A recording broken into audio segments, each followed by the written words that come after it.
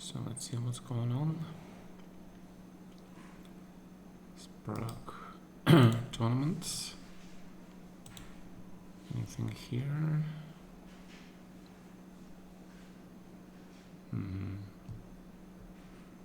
Yeah, we seen this last time, yeah? Yesterday, I think. Yeah, so they had a rest day today. But we're gonna have the Simul. So waiting for my people to show up. Good evening, Andromeda, how are you? Yeah, starting the Simul. A bit late, but hopefully not too much late.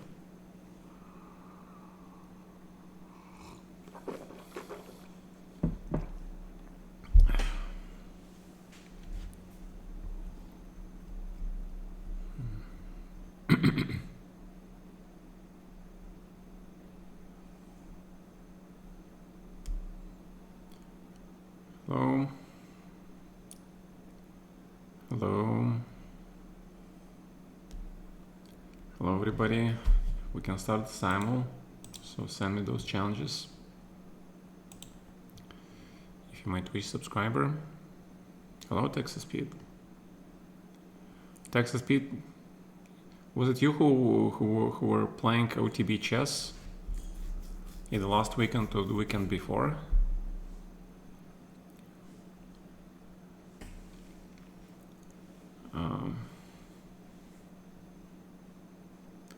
You hope Trump wins in November? At this point, I don't give a damn, to be honest. You know, to me, they're both like so old, man. We need some, energetic people who have understanding of what's going on in the world, in the country, being competent leaders.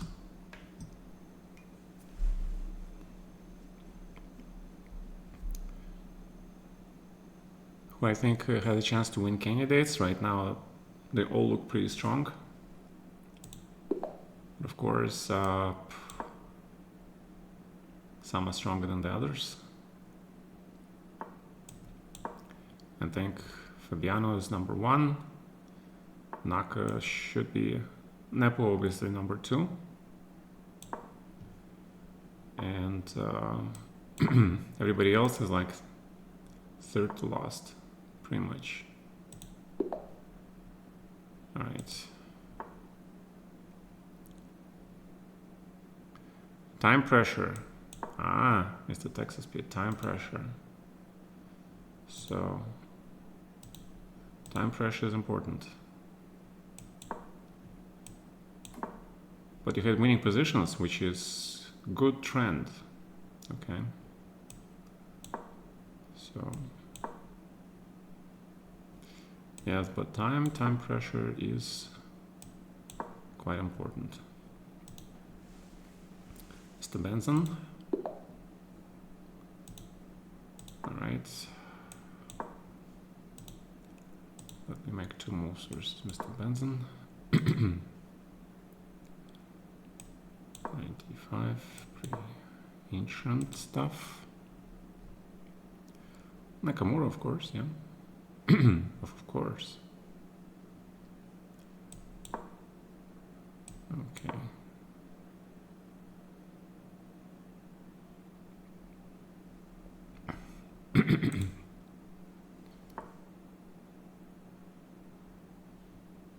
A prank that somebody wins. Okay.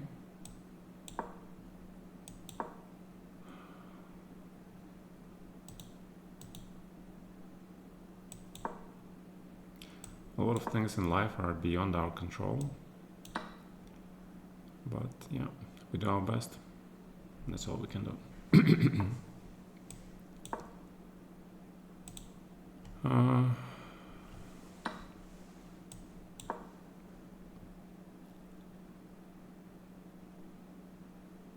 I didn't realize the election is so close. Yeah. I mean, there must be some other candidates which have a good shot at winning.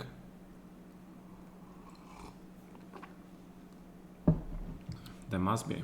Yeah, I can't believe that only these guys have the greatest chance.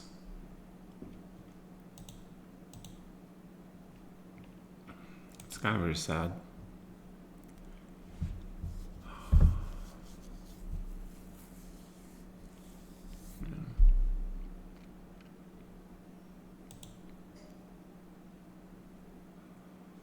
Okay, so let's see.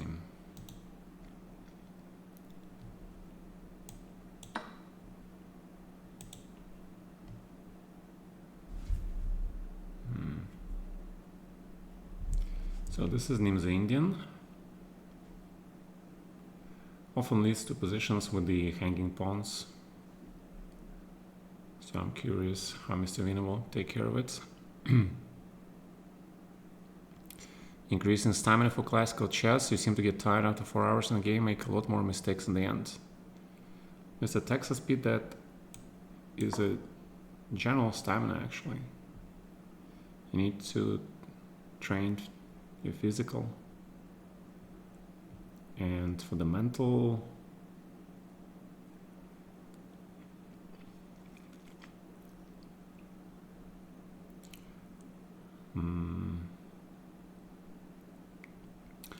okay, so you need to train and try to train yourself specifically when you're tired, okay?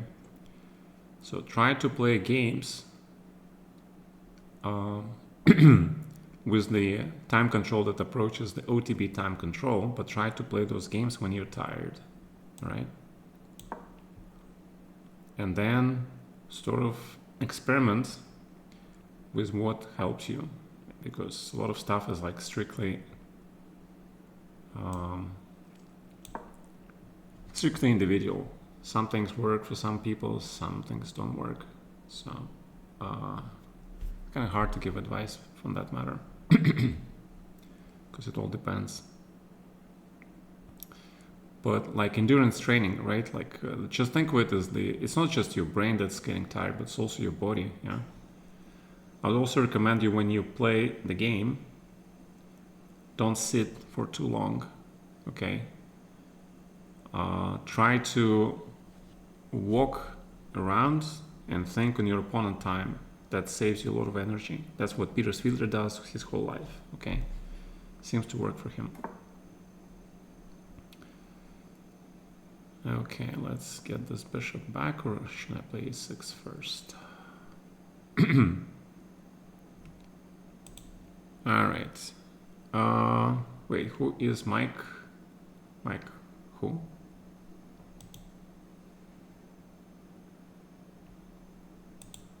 Why? Dude, you're like 2000. You're a little bit too strong for the simuls. Yeah. Right, I'm gonna try this. Yeah, Andromeda, I think we played this before, yeah? I'm pretty sure we did.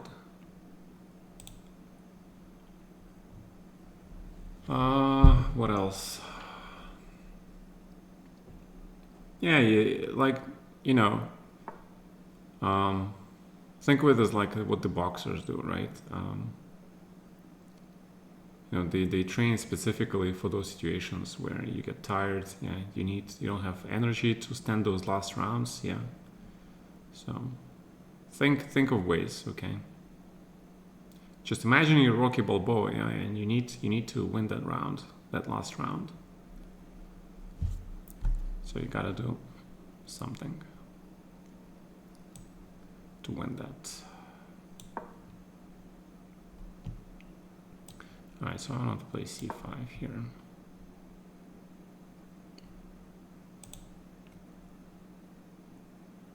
Many games? Sure.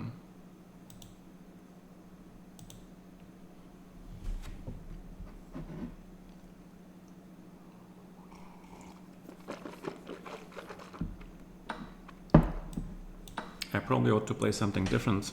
We'll see you next time, Andromeda. Because you're getting used to this and you're getting comfortable with my openings. I should probably switch to something new to throw you off the course.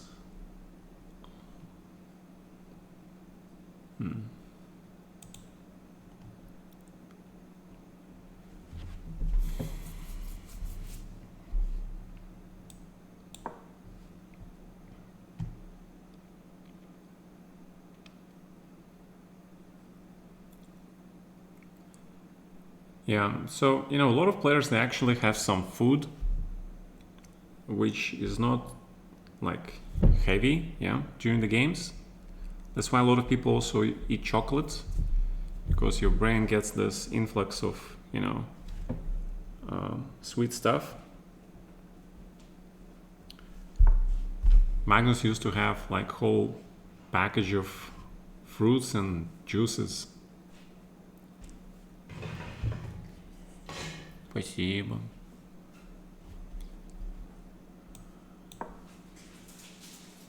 Okay, so knight goes to a6. Not d7, but a6. Apparently, okay, also I can play a5 first, but okay, knight a6 I think is reasonable. Спасибо, солнышко.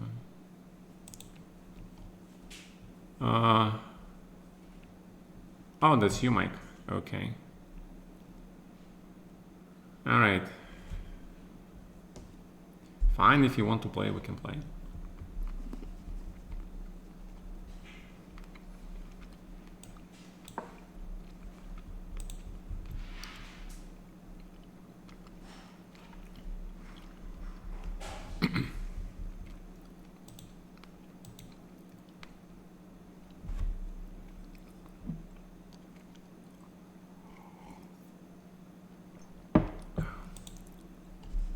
Hello, Mr. King Jim.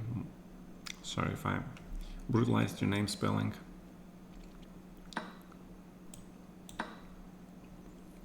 Alright, so we're getting to this position again. Standard pulse and stuff, yeah.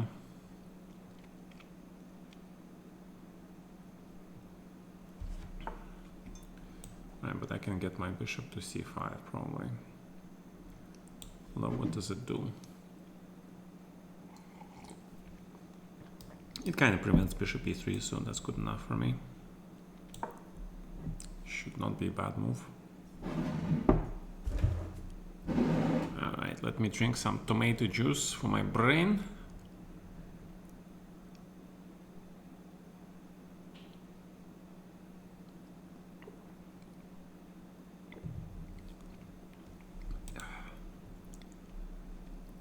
Okay. Alright. Have a good evening, Mr. Mike.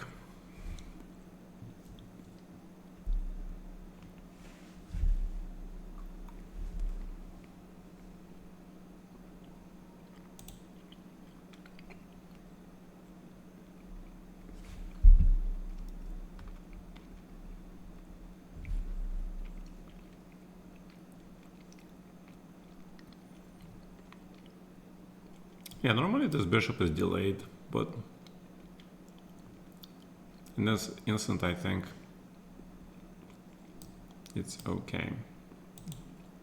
The only thing that gives me pause is that this bishop might be hit by a lot of things like b4, knight e4, queen h5, yeah. So that's the only thing that gives me pause, but I think black should be able to handle this.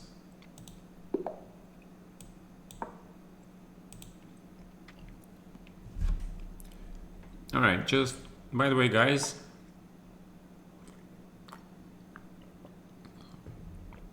due to my current situation, I've been thinking about, taking a couple of few students not too advanced, because I don't have a lot of energy. I have some energy, but not too much. So I don't know if you guys think like, $75 an hour is too much or not, but that's what I'm thinking.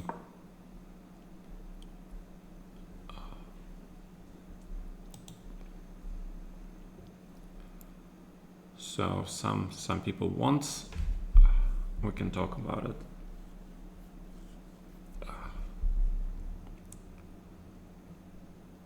All right.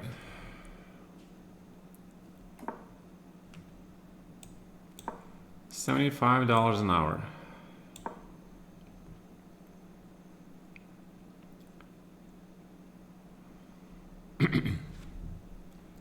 So I hope that's reasonable enough.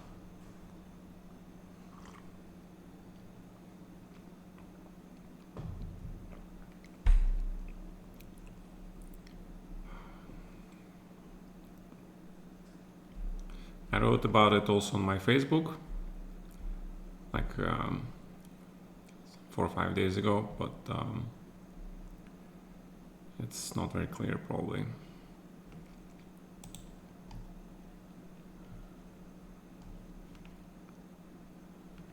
Playing. $75 an hour is too much, you think? Well, I'm pretty sure that's less than what you get charged in New York by the Grandmasters and even International Masters. Again, if you think it's too much, then we probably should not do anything. The market is huge, there are a lot of teachers.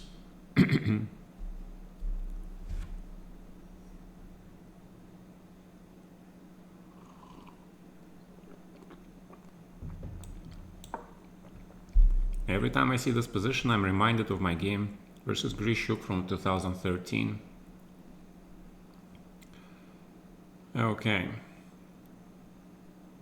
So I always play a6 here, but I think these days Semislav is actually okay for black, so it might be okay. Rubinstein was very popular in the 80s, but I never liked it. So okay, let's play a6.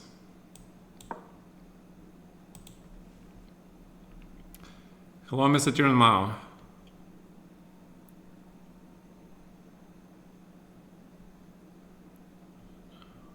Sure, Andromeda.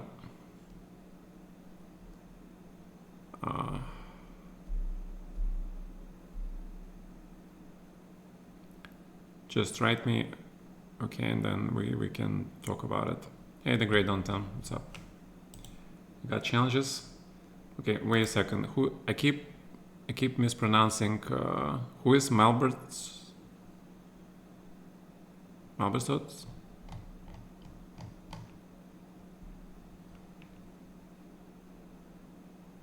Okay.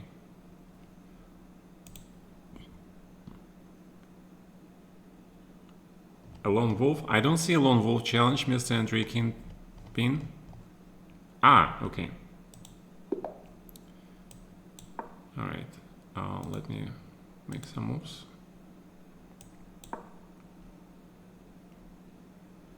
A3. Okay, bishop 5.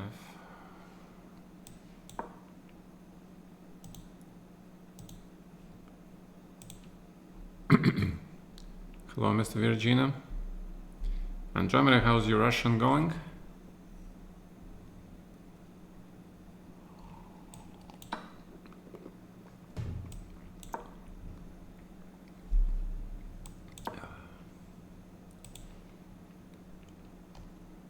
Okay.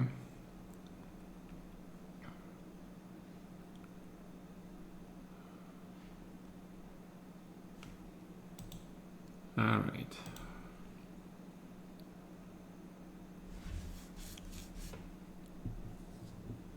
Aha. Okay.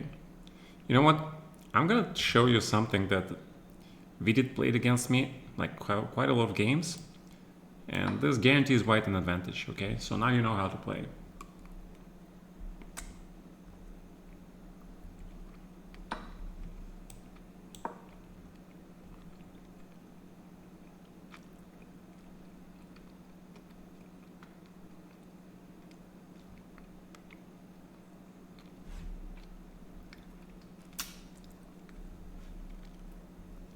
I remember Serrano killed me on this line. In a rapid game he prepared. Apparently there was some huge analysis, there was some forced line, which I don't remember now. And I fell for it.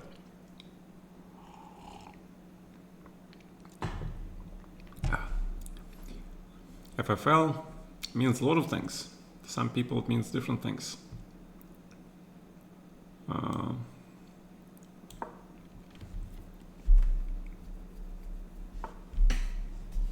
Ooh, this is very interesting. Queen b6. I actually played queen b6 instead of a6, you know? If you want to play queen b6, you can play queen b6 instead of a6. It's not a great line, but maybe you can play it. Now try to find why it's not so great.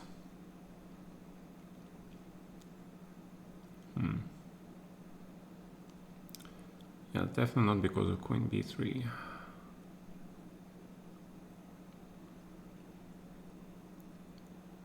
Queen d2 is probably playable. It runs into a lot of things though, yeah.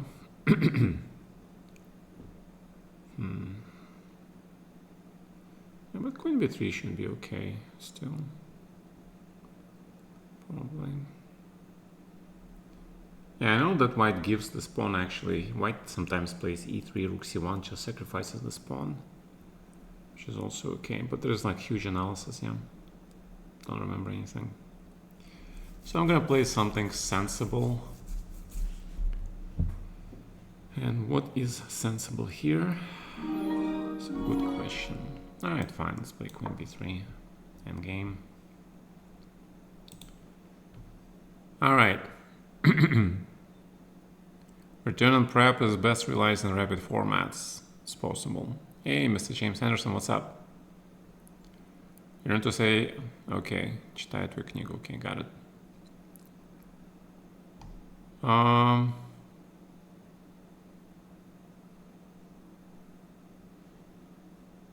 It's Smith and the Russian is going, okay, нормально.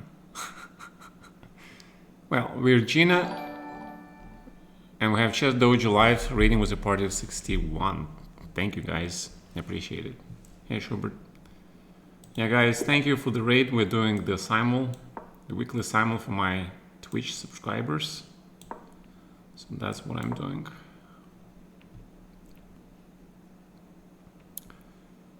That's what I am doing. Alright, so queen e2 is traditional, knight h4, knight f5 also seems okay, but yeah, I think queen e2, but then what else I played here? So you're just holding stuff here. Okay, it makes a lot of sense. Okay, you know there is this old maneuver, knight h2, knight g4. It was played against me by this Filipino guy. I kind of liked it.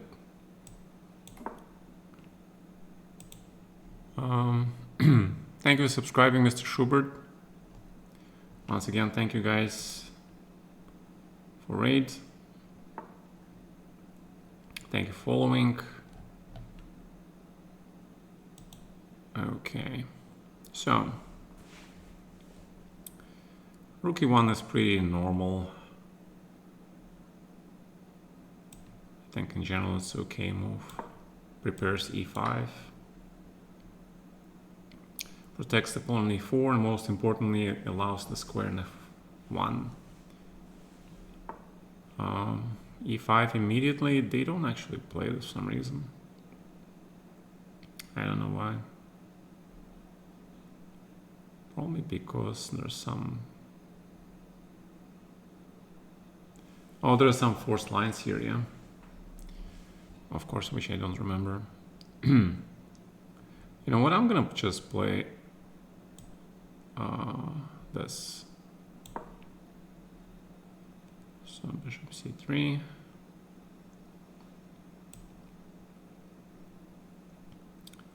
It's probably rook d8. Because we do need to prepare d4, yeah. Did I get all the challenges, gentlemen? I hope so.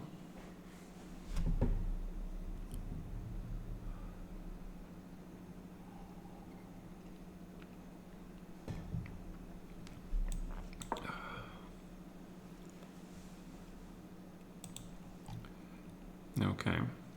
So I'm gonna play this like knight with a4 without the a4, like in bishop e3 lines. This structure is like basic knight structure.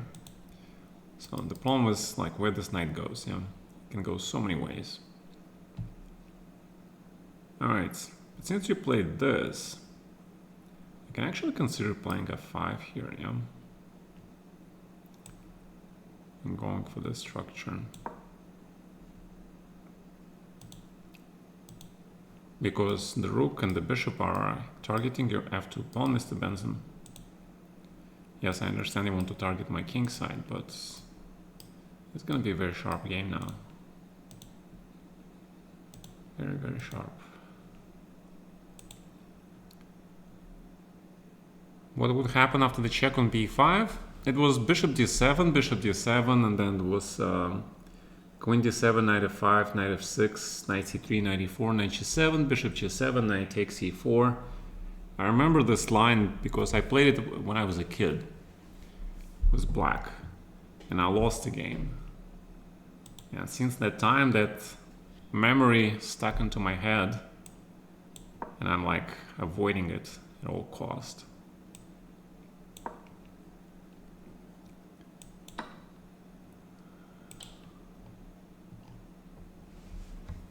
Yeah, so those kid memories, sometimes they can affect your decisions even when you're an adult, which is obviously not how it should be, but that's the way things are usually, Okay, bishop to c4. This bishop d7 is a very strange move. Very strange move. But I imagine you want to play knight c6 and you prepare rook c8, That actually makes sense now, Okay. Because if you play knight c6, there is immediately knight b5, knight c7. Yeah, I understand. Okay, that makes a lot of sense, actually. Okay, so let's go knight e5. Let's try to grab this bishop. This bishop. But again, black should be fine here. Would we prefer to unlearn everything and have to study all over again? Yep. I mean, there is a famous anecdote, I think my wife told me. So the anecdote goes like this. Once upon a time, Mozart was a great musical teacher, and some parents decided to teach their kid, some lessons in piano. So they came to Mozart and they asked, like, would you teach our kid? And he said, sure. And they asked him for a price, and he said his price, which is obviously very high. And they were quite surprised, and they told him, but he is not entirely unschooled. He took some lessons from this guy. To which Mozart replied, oh, I didn't know that. I'm going to charge you twice as much because I'll have to correct this education. Okay. It was pretty funny. Yeah, my wife told me that anecdote. I remember this story, I'm not sure if I got it correctly, but almost, Okay. So, and then I do remember that, I remember reading that in some martial arts, there was this sect where if you go there and they tell you that you'll have to unlearn a lot of stuff that you learned before you can learn from them. So it's gonna take longer to study. Yeah, so it's kind of weird, but in some ways makes sense, All right, so I can already sense the clouds gathering around my kingo. I'm gonna play f3. castles. The bishop usually goes to d6.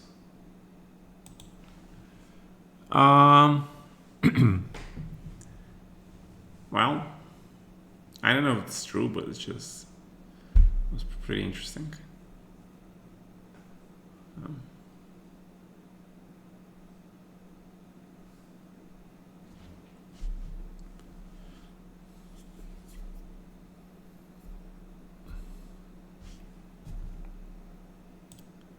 So knight g4, we are fighting for the square on d5. I'm trying to remember the name of this guy who played this plan against me.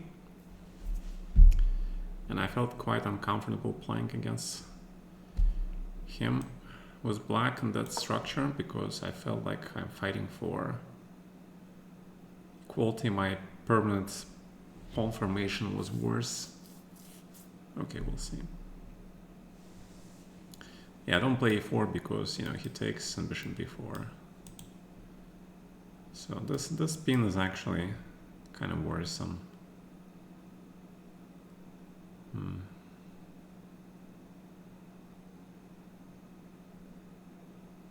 Yeah, black might be actually be better here, yeah. Alright, so that means I misplayed it. So queen b3 was not good. There must be another move. Okay. Rook on a7 is actually not that bad. In a lot of positions, after you play b5, the rook is ready to be transferred to the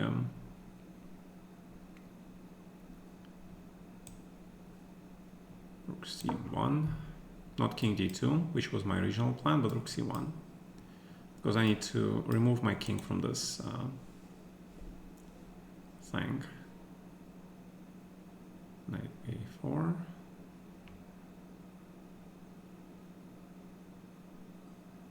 Okay, so knight d7 should still work. Knight a5 is also probably playable. I don't see any problems with this move. Except you might trade play queen b6 and the endgame might be not so great.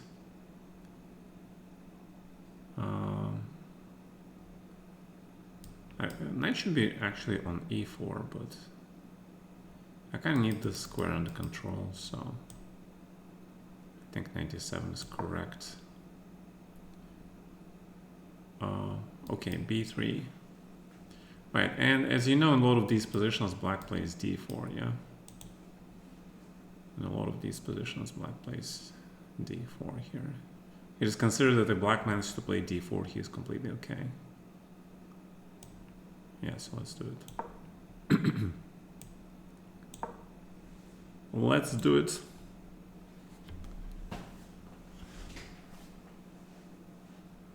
The whole rook a7 idea became unfashionable for quite some time. Yes, Mr. Groots, is still possible. I have no idea about Africa. I've never been to Africa. Right, Mike? You're the expert, man. I just play something I learned like about 10 years ago. So I don't know what's the modern verdict. A lot of openings are these days. All right, f4. Okay. I'm happy with f4 because this guy keeps closed. And I disconnect these pawns a little bit, put in the wedge. Wedge. Wedge. Okay, it's not vegetarian for sure. But the threat will be f3 always, yeah? Like this Damocles sword. Yeah, that's the reason I played rook c1. So after king e2, this knight finally is free. Like this, okay? Protects the rook, hits the bishop and gets rid of the pin. And we still keep the bishop pair. I don't know for how long, but it's kind of nice to have bishop pair. With a bishop pair, I'm not afraid here anymore. I think white is doing swimmingly well. The only question is, should I keep one pair of rooks on board or should I trade all of them? and go into this endgame. Because I think with the rooks on board, I can create actually more chances to win. Because with the pair of bishops, is especially strong with the rook. It is especially strong. So I probably will take with the knight and keep this rook alive. Alright, so probably knight h5 is in the picture, so let's play g4. Bishop d3, he wants to trade. Okay, trade is good, man. So knight takes, keeping the knight. Alright. So, how does black play here? I can probably just return the rook here. But queen a8 is also like one of those possibilities, yeah. Yeah, usually you play queen a8, so you play rook c8, b5, and rook c7. That's the usual plan. So I'm thinking, what can go wrong with this plan? So because I don't see anything wrong with this plan, that's what I'm gonna do. There's some knight g5. Scary, not really.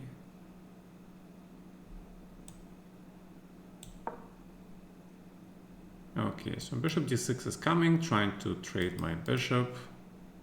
So we need to keep this bishop alive, okay? We don't trade the bishops.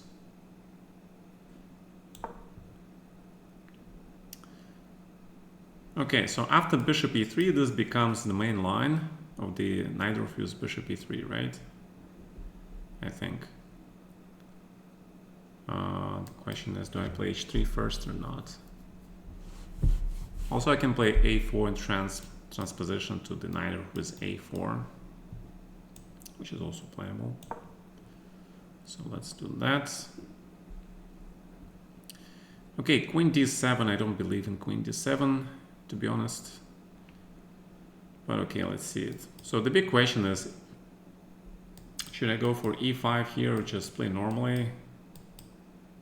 Something like this, because that guarantees white advantage. But I think e5 should be strongly considered at least.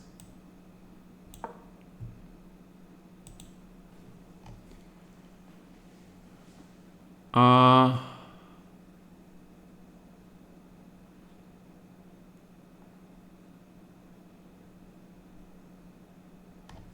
right, let me get you, Mr. Grutz. There you go.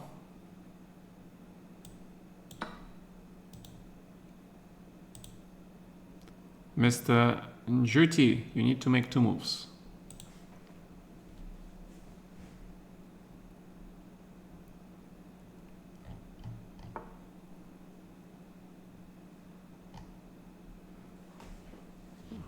Rook a7. Probably. I mean, I got killed quite a few times myself in this line. So, but now I can play queen e2, yeah? Or actually, yeah, actually, we can play this.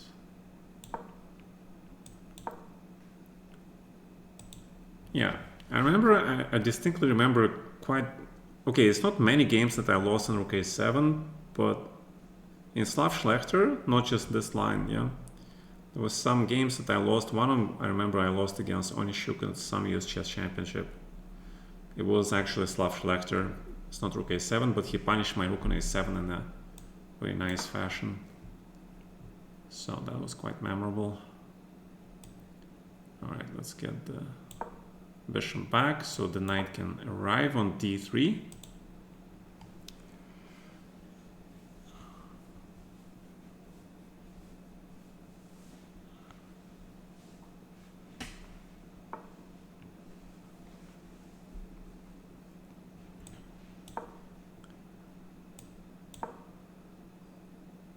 And there is always some new material somewhere. Yeah, people coming up with new ideas all the time. It's actually nice. All right, centralization.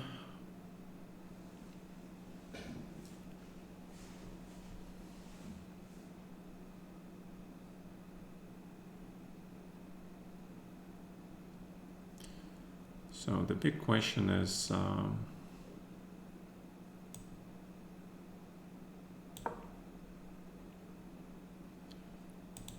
I hate Italian game, to be honest, because I don't understand it. I don't understand Italian game.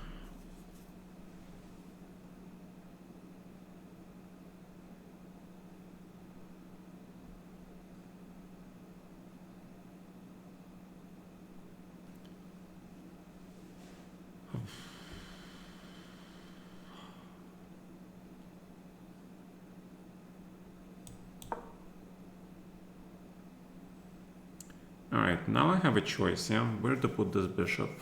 C2 back or F1. Some interesting choices. Interesting choices. Traditionally, the Spanish bishop is on C2, yeah, but in this particular case, I'm not sure it actually fits being on C2. On F1, it's kind of doing nothing. Also close the H file. So, okay, fine, let's bring him back to C2. Okay, again, he threatens F6, so I need to get my bishop back. I can actually consider playing F4 here. But after knight F6, knight E4, it will be a big dilemma what to do. So let's play bishop F2 maybe. So queen B3. Can just play B5.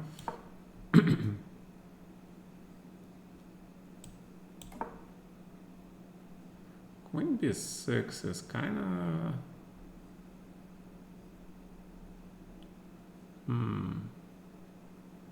I mean, it's possible, but I don't think it's dangerous.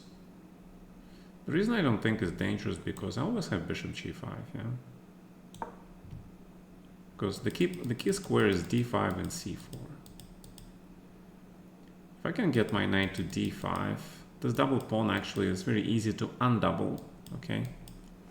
That's why I'm not concerned about these double pawns. They're very easy to undouble.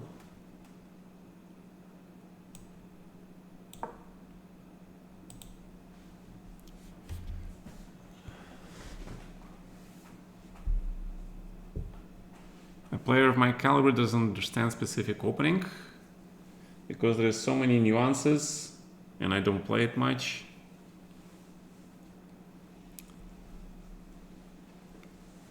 And you need to practice the opening to actually play it, to understand it. And a lot of investment into analysis. I mean, what does the understanding mean? It means that you spend a certain number of X hours to study a certain number of X lines and to figure out the connections, the middle games, the pawn structures, everything, okay? The most confusing thing about the Italian is that a lot of these positions which come out of the opening all look very similar, and yet a very tiny difference in the pawn structure and the piece placements or a single tempo can change the evaluation of the whole thing. So it is actually incredibly complex opening, filled with small nuances. It's like, you know, there are professions which require attention to the minute detail, right? And some people like it, and some people just like, you know, the general picture, and then, you know, they go and play stuff. Yeah. Be right back for a second.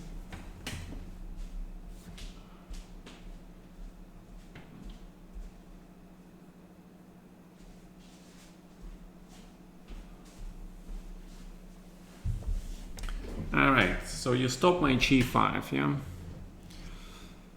And he puts the knight on b4. Looks very strong. All right. So what do I need to do here? I need to probably get the g5 anyway. So let's play this.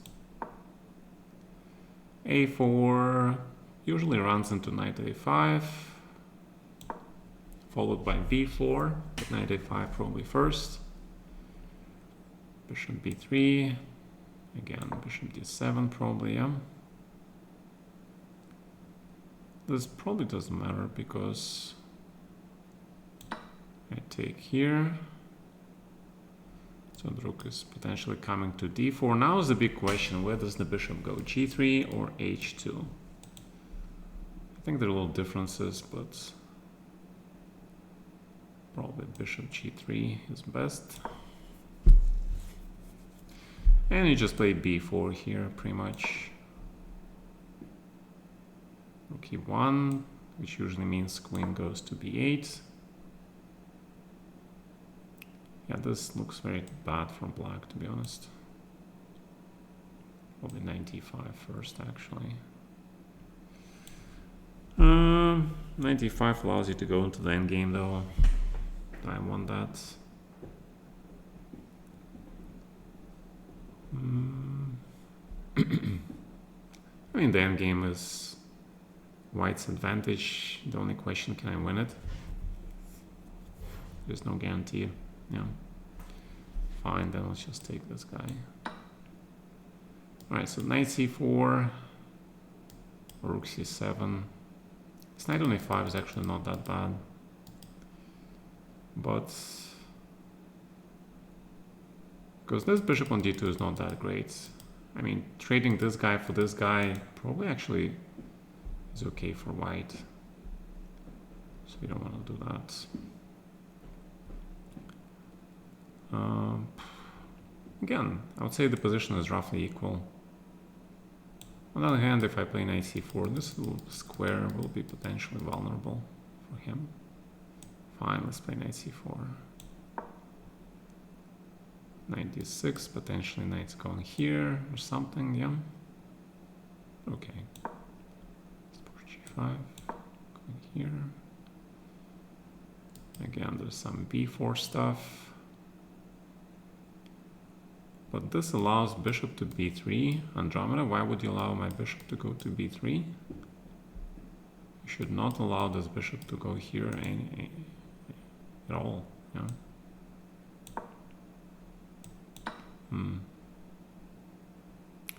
Alright, and if we go into the endgame, white has advantage, but it's not fun. Let's play queen f3. Having fun is important. Okay, so he opens the bishop. And he threatens to take my pawn.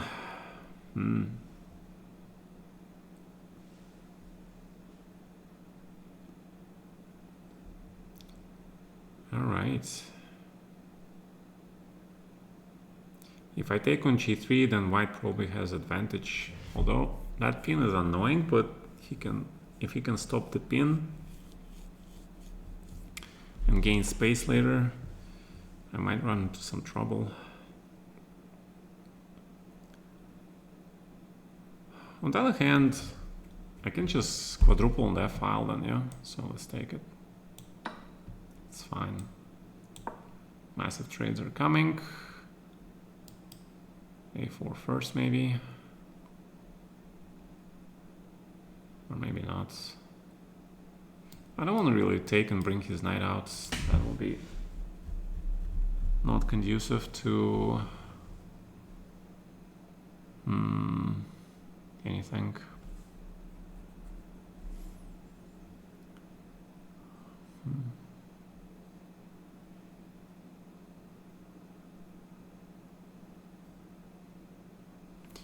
Well, he's gonna take here anyway, probably, so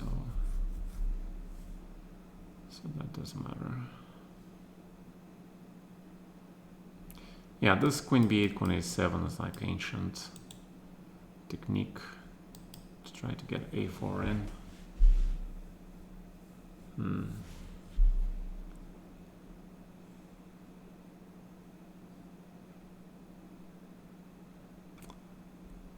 I am curious. Yeah, but if he takes on c5 and then gets this, probably advantage white. But okay, fine, let's do it. Alright. Alright, no problem. Let's take chips.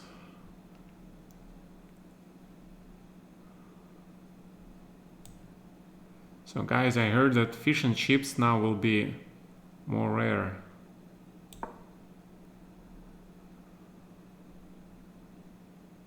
There won't be such an easy access to the dish. Is that so?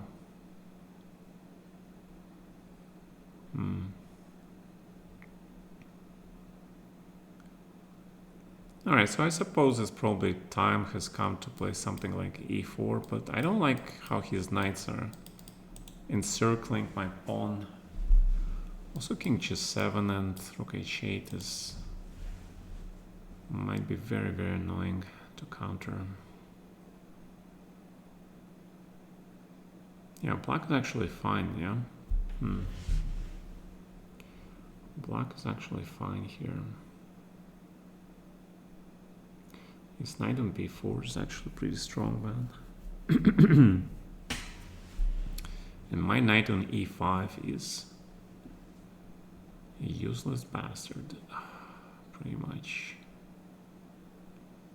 Is there any way for me to improve these guys? Easier said than done, yeah. I mean, knight on e5 looks good, but we need this knight to do something. It doesn't do anything. That is the biggest problem.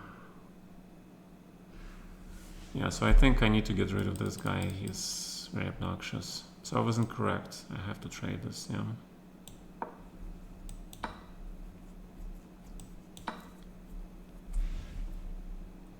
Alright, rook here.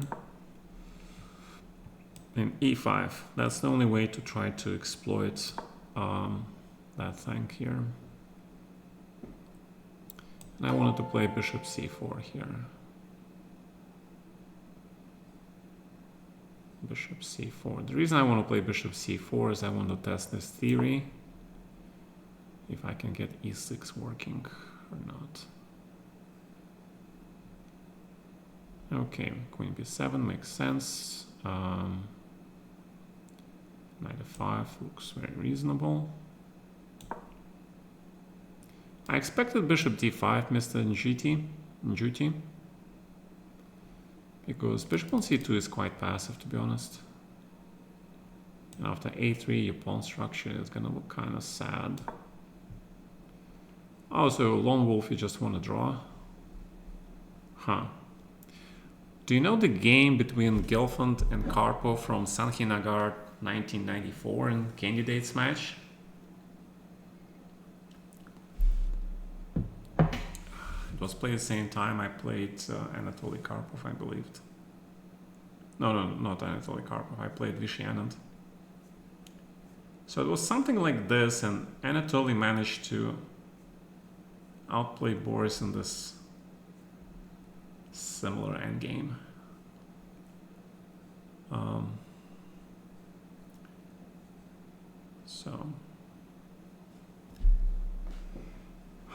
But I'm not sure the endgame is the right choice. Maybe I should leave the queens on board. But that gives you the file, so... Nah, yeah. So let's grab this.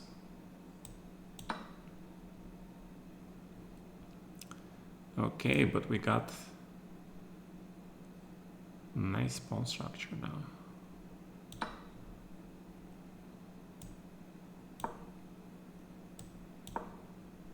You guys see this knight on d5? It's gorgeous, yeah. It's gorgeous. So this bishop on b3 is a little problem. How am I gonna deal with this problem? It's a good question.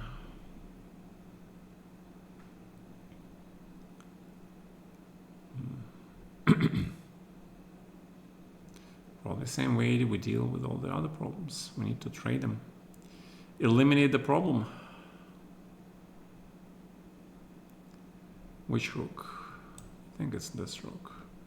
Well, this rook should be on d file, of course. Bishop e6 is definitely a possibility. Because this trade probably is equal. Queen d8. Rook c1. At least the possibility of a threat.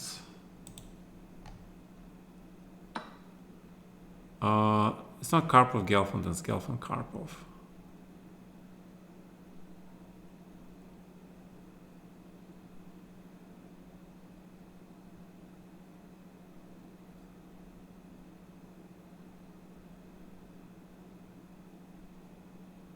Price of fish and chips in the UK is getting out of hand. Yeah, fish and chips is actually pretty popular in France also. The reason is that I heard the news that the Russians took away the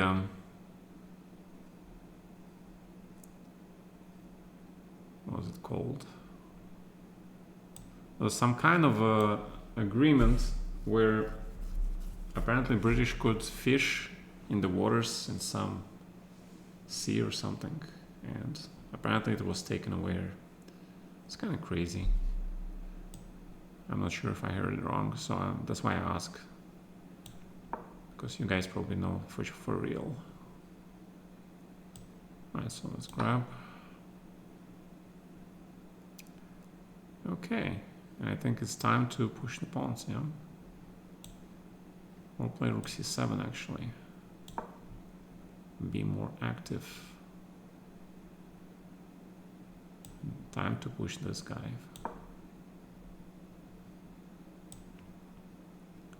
So f3 or queen f3, both moves look okay. I think actually f3 is probably better.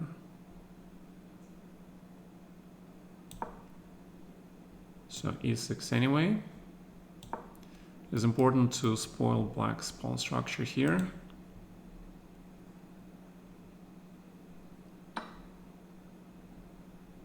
Karina said I'm too hard to beat in blitz. She actually beat me. I don't remember which game was it, but she managed. Yeah, Karina is just nice, yeah. We all know that she's being too nice sometimes.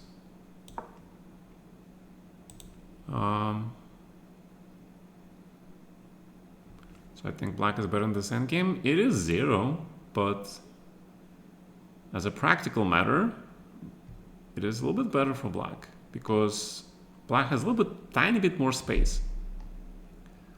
She was my teammate. You can say that because I played for the men's team of Kazan Ladia and she played for the women's team of Lasagna. Not Lasagna, I'm sorry. Kazan Ladia. Yeah, Kazan Ladia and Lasagna is like, you know, sound alike, yeah. I like both, yeah. I love lasagna. You know, I caught myself once thinking that I am really fond of the Garfield, you know? Like I really understood that a good lasagna is important in life. Okay? I kind of agree now, you know, after many years of thought on the matter, I kind of agree that, you know, lasagna is very important.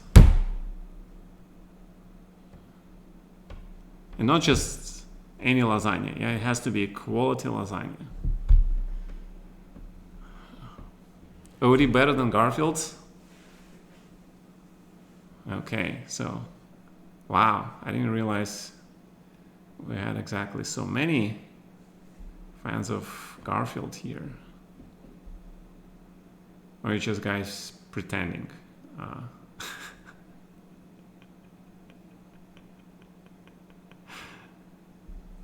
Yeah, Garfield. Garfield is like Ted Bundy from Married with Children. Is a classic. Okay. Bishop d6, very accurate move, prevents bishop g3 going to e5. My bishop on d3 now is kind of dead. Okay. If I play e5, this knight really goes to f5. And I don't want to allow this, so I have to play this, yeah. Alright, b4.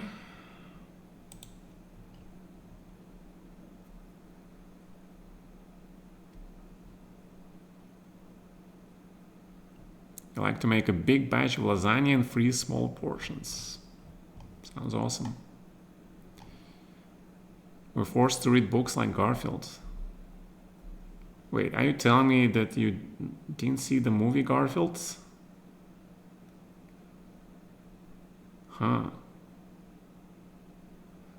Alright, so it's now or never for e5, yeah? Or I can play it slow and try to be smooth. Dude. Yeah. Okay, let's try to make h5 work. Oh, the knight is going to h5. Oh, you sneaky dude. This guy is so sneaky, man. Yeah, you know. Okay, I understand why this is better. But it's only better for white if you have the pawn on a3, not double pawns, because then this bishop can actually hit this guy. And you put your king on d3, bishop on a2, and you hit this guy. And you force black on the defensive. But because of the double pawns, bishop cannot hit this guy. So black is completely okay, yeah. Black is completely okay. All right, let's test this theory.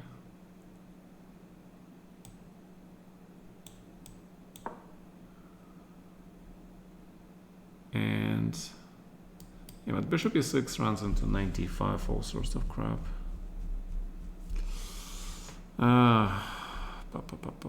95 is actually coming, yeah, hitting this guy,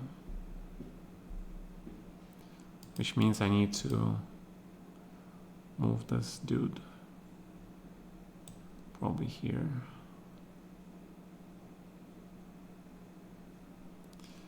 And I hope I don't blunder my fucking queen here. After knight c2, I have queen b2. It's not a fucking queen, I'm sorry. With respect to the queens, she's just a queen. Okay. So knight a5 must be played. Yeah, I don't blunder anything. Good. Okay, knight h5. Rook g4, of course I can play, but I have to play 5. Yeah, I don't have a choice. Knight e6. Let's get the bishop here. Finally, we can develop stuff. Maybe.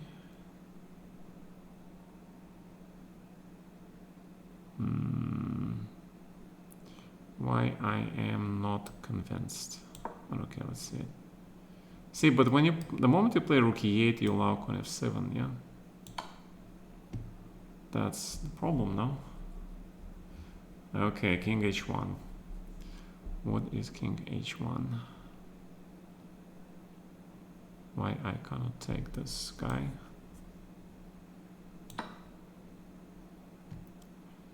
Okay, and so we have targets, right? And as soon as you have targets and this king is weakened, black actually has problems. So this position is probably already a pretty large advantage for white, I think. The only question is, how do we win this? We can actually probably go immediately for the throat. Yeah, knight g5. Or play coin, play knight d4 g5 or something. Probably that's what we should do. Or knight c4 e5. So many possibilities. So many possibilities. The only thing about knight a4 I don't like, he may play e5. Close the bishop, but pawn is alive.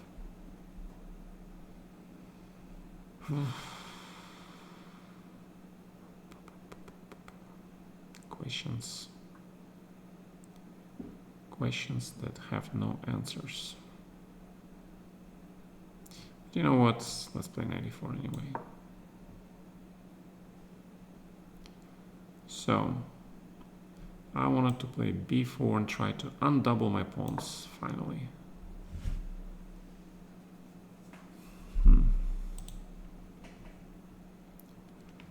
I managed, yes, you can send the challenge. But it has to be 30-31. Mr. Vino, you saw knight d3, right? But okay, Mr. Vino, just to make sure, you know, d4 is standard, okay, for that position. So know that. Okay. I mean here, d4 break. This whole point of hanging pawns is to play d4 at some point and like sort of hit white king, okay? It's kind of a standard thing. Mr. Schubert, thank you for the game. But that's why black doesn't play like this. I'll just show you. See, the computer value is plus 1.6 already. It's not actually double pawns because this monster knight that you got me on d5 is just, look at this, yeah? Don't allow that. I mean, it's white's goal to get it, but for black, you must prevent it at any cost. All right, so what is this? Knight to f4. Tactics. Tactics.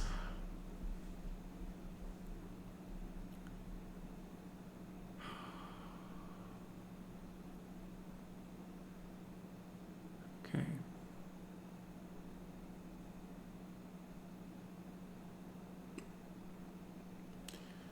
All right, I can respond with bishop g3 probably, but then I'm gonna have extra pawn. Because of knight h5, queen h4 check, yeah. So probably knight g6, then queen g6, and then just trade, and 2 extra pawns and a double pawn, which is probably okay. You can also take on f4 with a knight.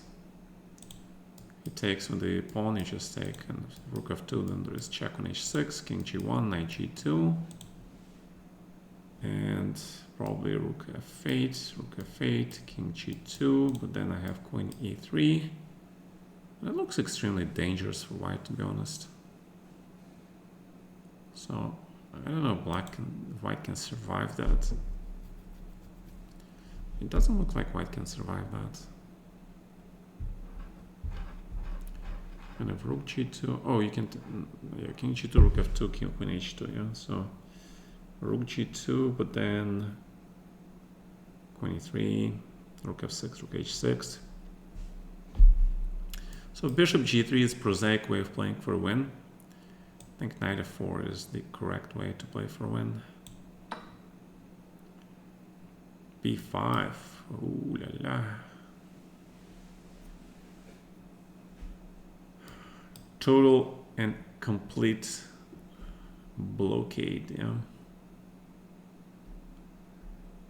The complete blockade.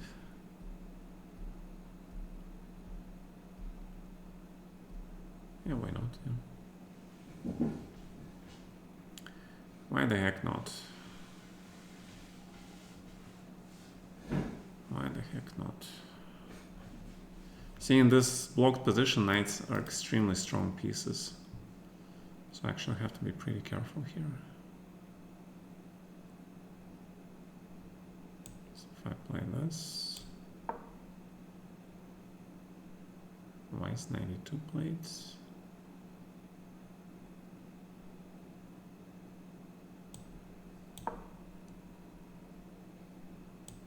Yeah, knight g3 probably we should prevent. Okay, it's the same thing, yeah. So, okay, 3. Is it the same thing? Wait, I cannot actually play this. I mean, I can, but... Shit, my plan. My plan doesn't work.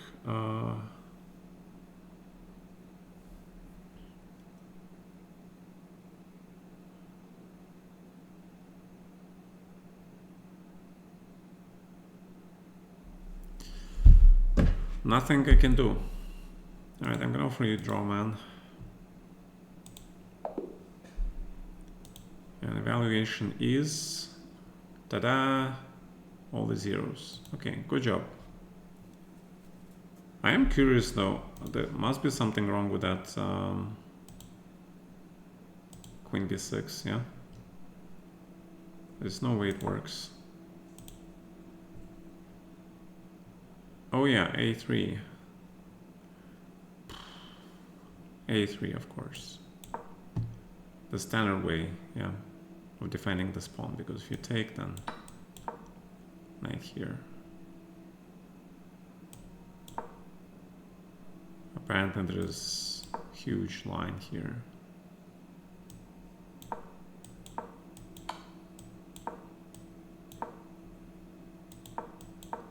e6, again, same idea, yeah? Destroying pawn structure and compensation. Okay. If, okay, his move. All right, Mr. Manish.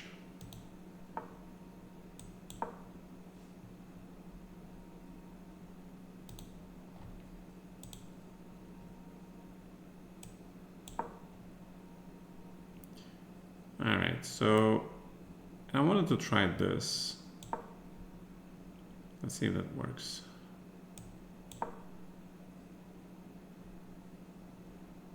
Okay, coin trade I like.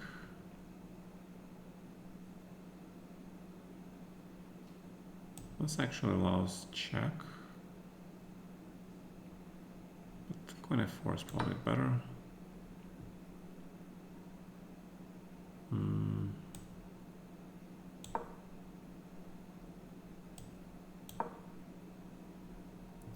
Alright, so what is this position?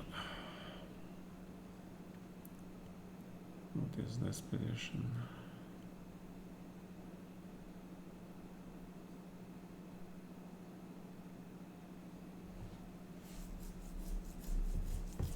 Probably is equal. I don't see like how white can get advantage here. I thought black is better, but his knights are very strong. So black cannot be better here, yeah. Black can't be better.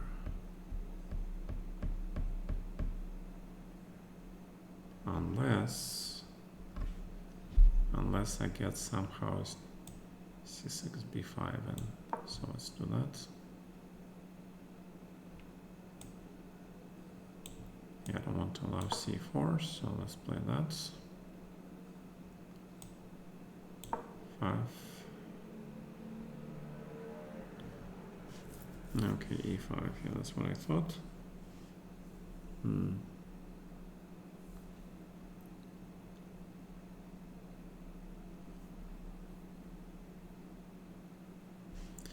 Okay, so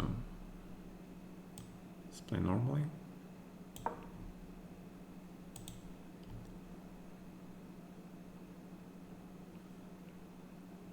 To start building opening repertoire. There are many ways to build opening repertoire.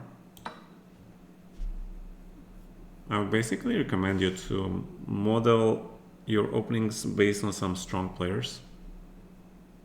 Just check out, you know, some top players, see what they're playing, and try. And if you like some player whose style you want to emulate, you look at the openings he plays. Okay, makes a lot of sense, no?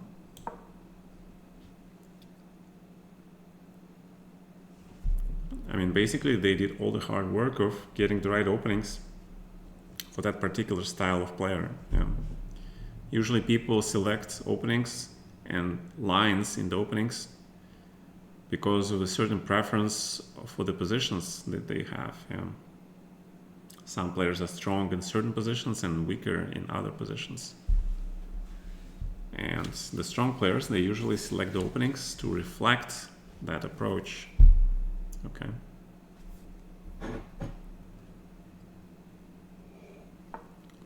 Only masochistic players would play something ridiculous.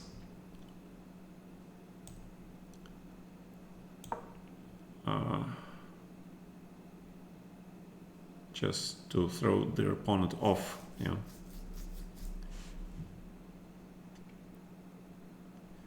Right, I think bishop g4 is correct. That knight on f3 was hitting hard. All right. If I didn't have the pawn on g4, I would say that black is completely okay. But because I have this double pawn formation, which helps prevent potential black pawn breaks, I kind of like to think that white is a little bit better at the very least. All right, so rook takes.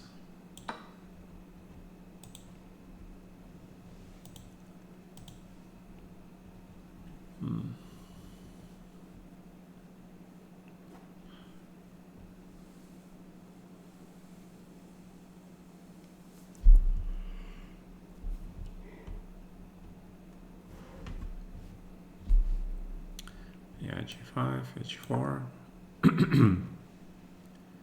So now we're gonna try to go for the breaks, yeah. Go for the breaks somewhere.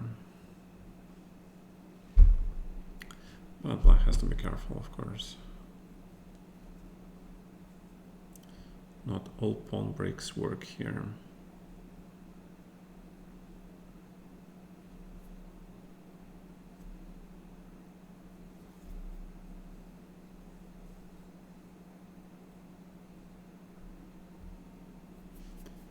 Alright, so let's keep going.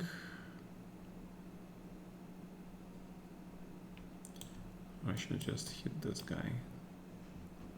Also, it seems to work, yeah. Yeah, the problem is bishop e2. I don't really like d4. Take. Bishop here. I do have c3, but there's something odd about it.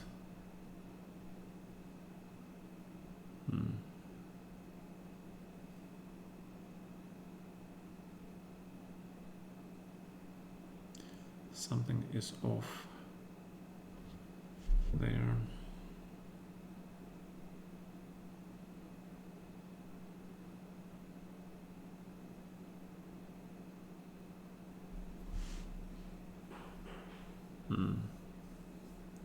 Not sure actually, but okay. D8 first probably.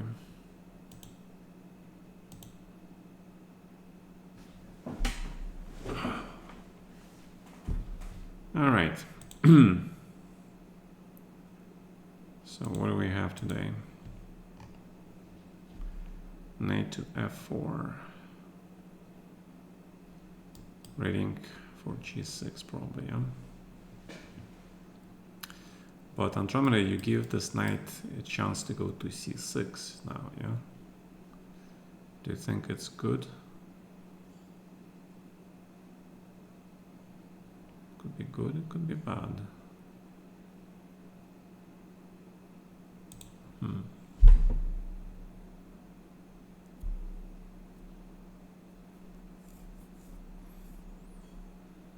I don't know.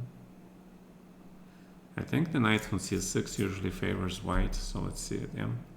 I mean, I can play rook d1 and g3 and just play quietly, but we all want to play with the bank, no? So let's go and play with the bank.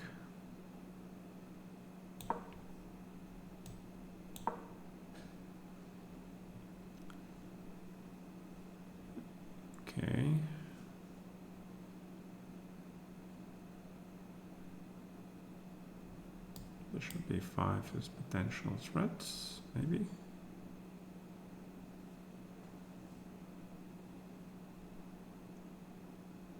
Can take on e4, bishop d4. Or I can just protect this pawn. Okay, and after knight b4.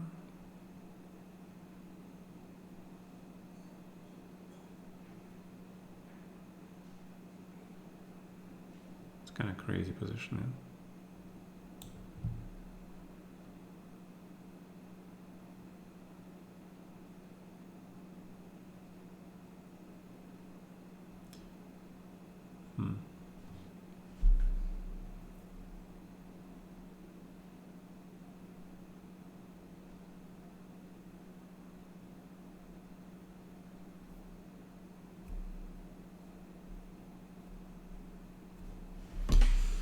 Alright, I'm not sure if knight b4 is playable or not.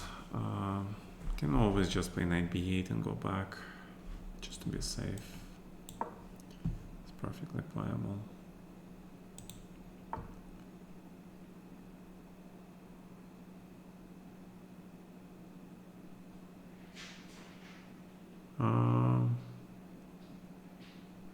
What do I think about Peter Hein-Nelson?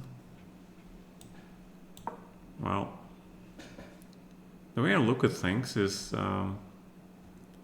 like there are like if you look at the political parties, right? There are like people in the middle, and there are people who go either left, slightly left, or they like hard left, yeah, or ultra left, yeah.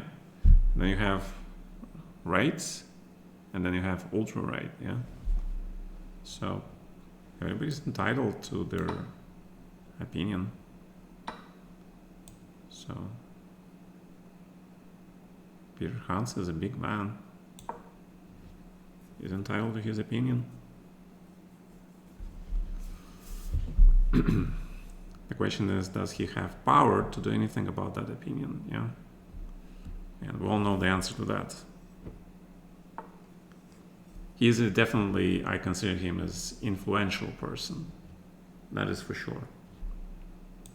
I consider him to be an influential person since, you know, if he responds to his statements.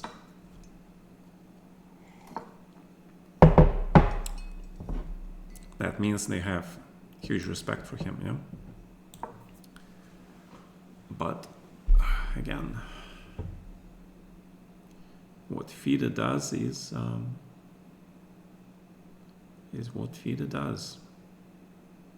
They have their own, probably teams of advisors. I won't be surprised if they have many people working for them.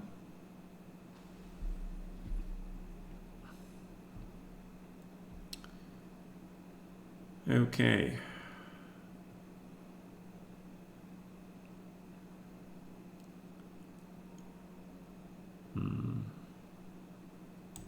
I think we need to play this, yeah? Sooner or later. Try to win a tempo. What I'm talking about, we're talking about Hans Nielsen. Wait, is he Hans Nielsen? Wait, he's Peter Hein-Nielsen, sorry. I'm very bad with names. No disrespect meant there.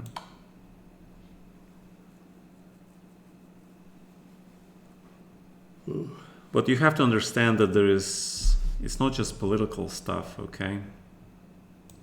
There's some personal things. I don't think I'm at liberty to discuss personal stuff that is between him and Sutovsky, okay? But there are some personal things involved also.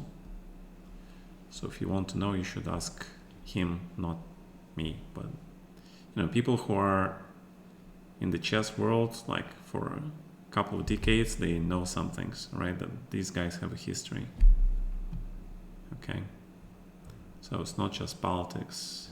I think it's some personal, also kind of colors this. All right.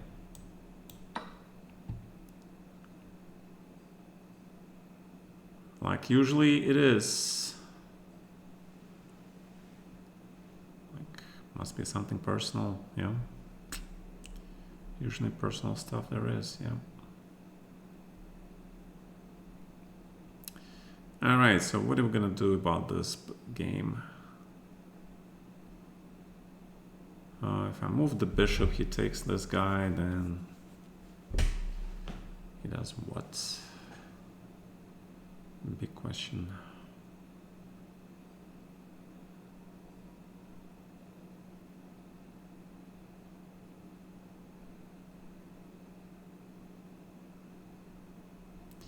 Yeah, I'm trying to keep this bishop close, but I just don't see any way to keep him closed, to be honest.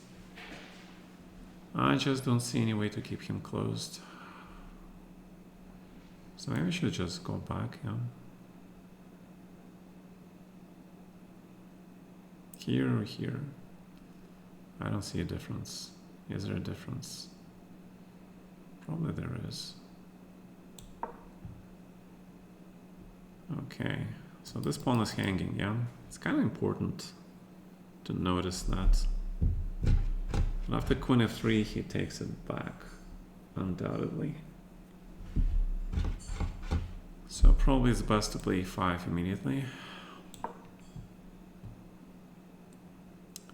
So king f1.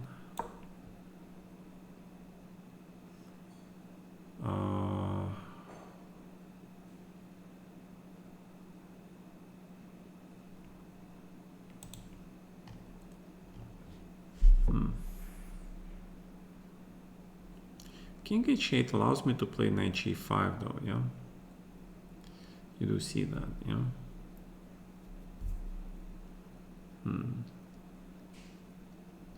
Does it do me any good? It's a good question.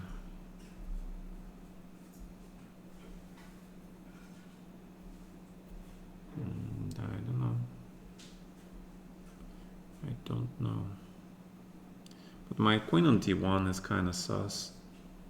I don't like that queen. It needs to move. Also, bishop on f1 is way too passive.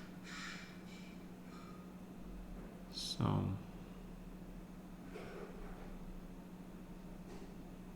yeah, but he wants queen f5, yeah? He wants queen f5, probably.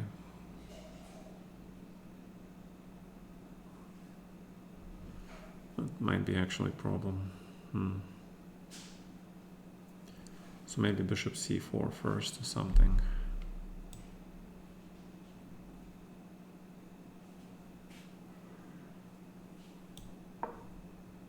Queen to g3 protects the pawn.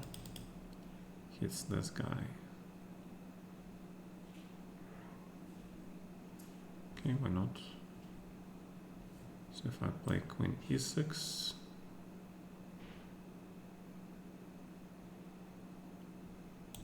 is it a good move or not?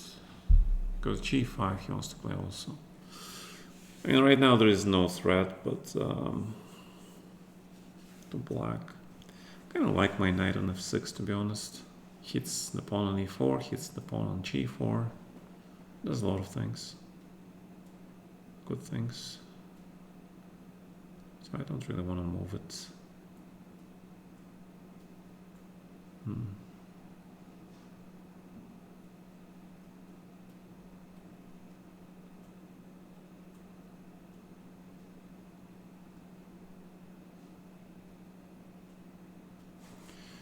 Yeah, okay, queen e6 should be playable.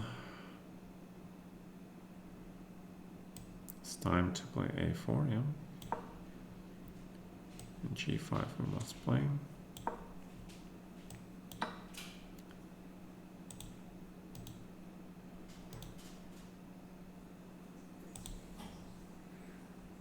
Do you have any hobbies as a kid? I love to read kids' books. I loved to read kids' books when I was a kid. Unfortunately, I had to read chess books. Yeah. I didn't have much hobbies. I was not allowed to have any hobbies. My dad was very, very strict about a lot of things.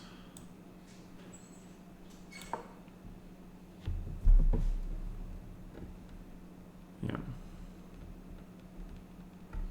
I'm pretty sure you're all familiar with the corporal punishment, yeah? In those days, it was considered to be a very popular method of discipline.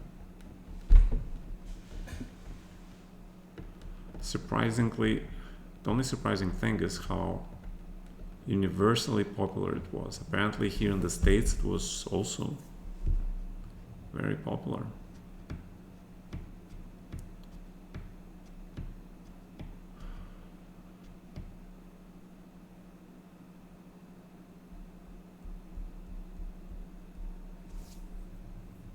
I don't know. It's kind of weird. I mean,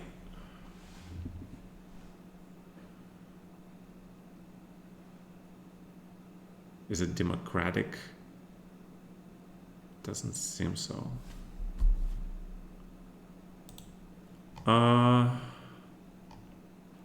Puzzle Rush, sure.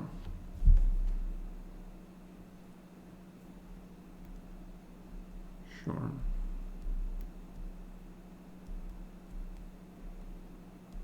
I mean, I understand parents, you know, at some point, you know, the kids are like sometimes could be very stubborn, yeah. But the only thing is, there is miscommunication generally, yeah. The kid knows he needs this, it's good for him, but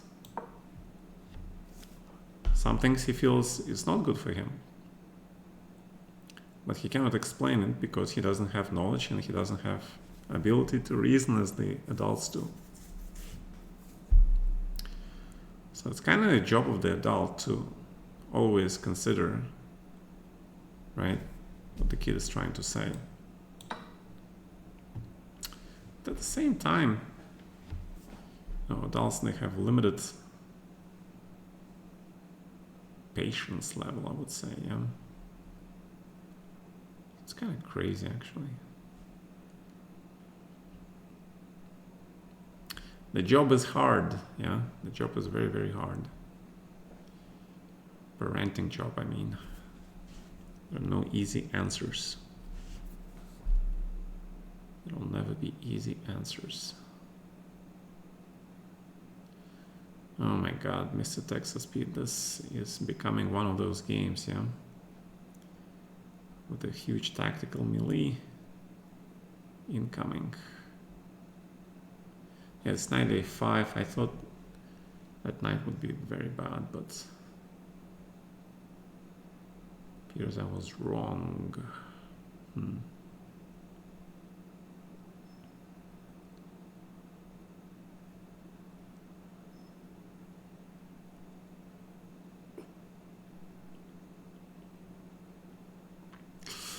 Knight a5, man. Crap.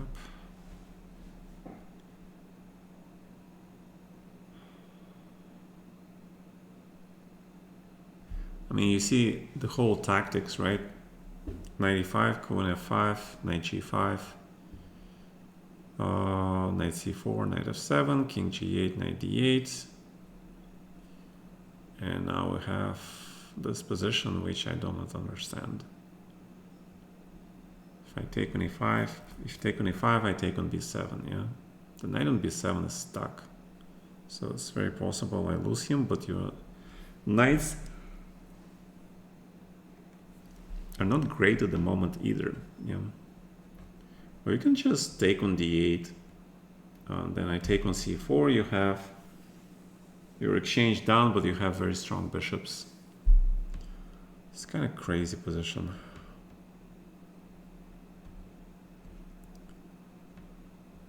And I'm pretty sure it's forced because I don't see how you can... you can take on b2 maybe, yeah? Take on b2, queen b3, rook d8, queen b2. Yeah, that probably you have, then you have compensation probably, yeah? probably. Okay, that's kind of crazy line, to be honest. Also, I do have. Okay, I don't have it. I don't have this. Man, this is very hard.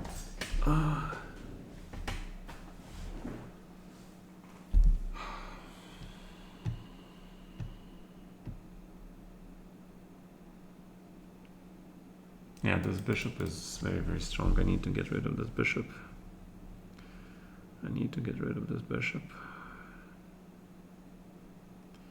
I don't see how I get rid of this bishop. So I think it's actually bishop a2 now.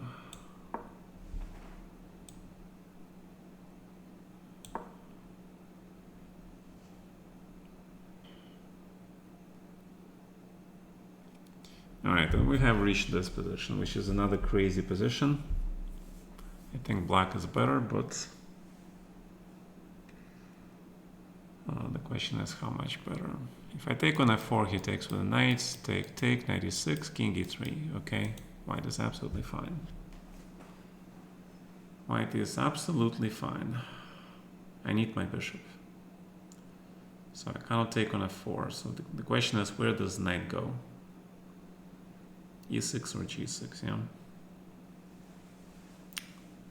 Pretty much the it question.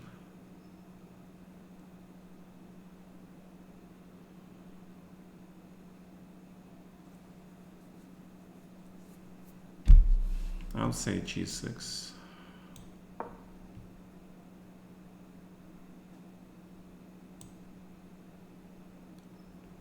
Alright, let's grab this. Let's just play bishop b8, yeah.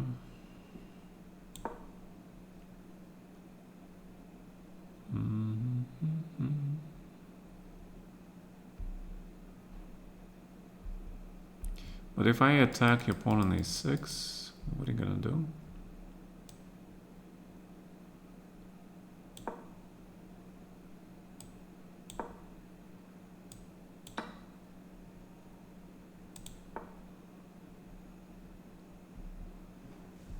Yes.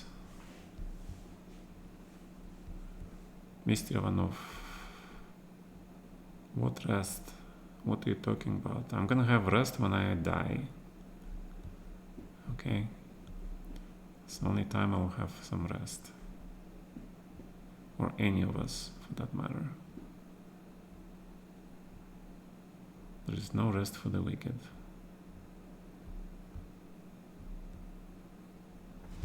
Like, what is this? Oh my god.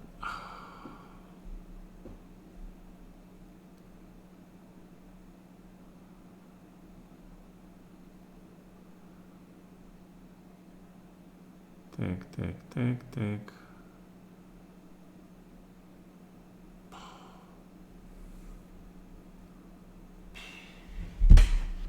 This is impossible to calculate so much.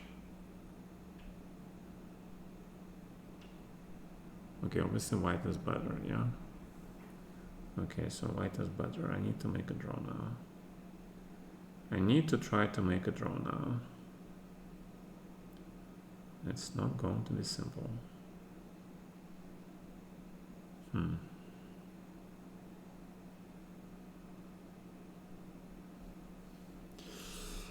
Alright, good job. I didn't see this far going into this line. Yeah, I thought I'll be fine, but it's miscalculated, yeah. Actually, my original intention was to take on d4 first and then queen g4. That was the correct. That's what I wanted to do, yeah. Because now I have 95. It's miscalculated. Not miscalculated, it's misplayed it. ed4 first and then queen g4. Now because of this inaccuracy, I am stuck in a bad position. Man.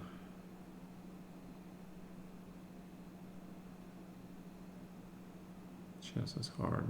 Okay. 5 h6. Yeah, if your h pawn gets rolling, it's pretty bad. It's gonna be pretty bad.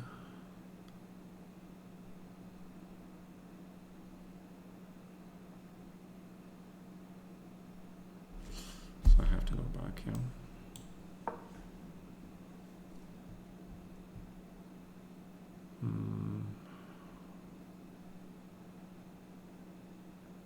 But I don't understand.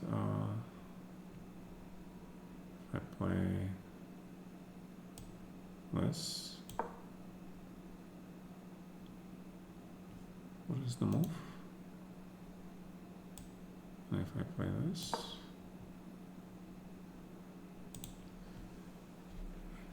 hey, Mr. Ivanov, Maestro. I need another chocolate.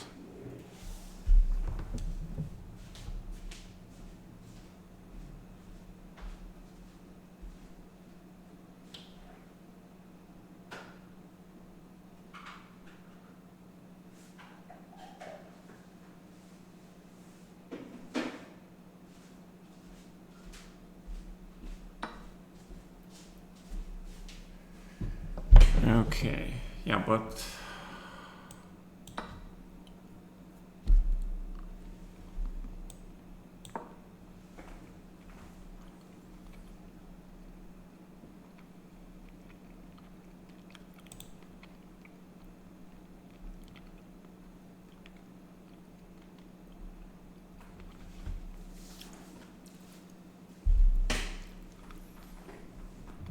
chocolate is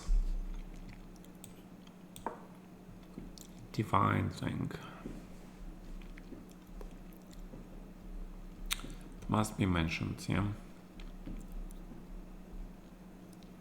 Okay. Right, so we're down to this position, and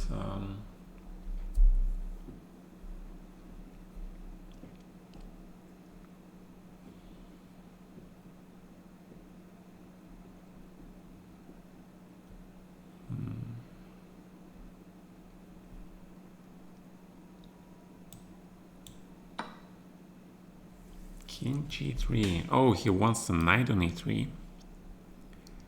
Oh, that's your plan.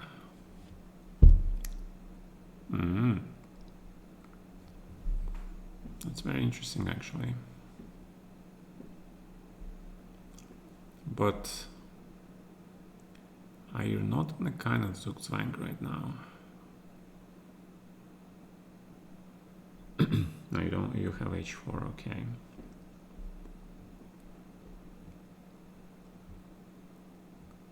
You have h4.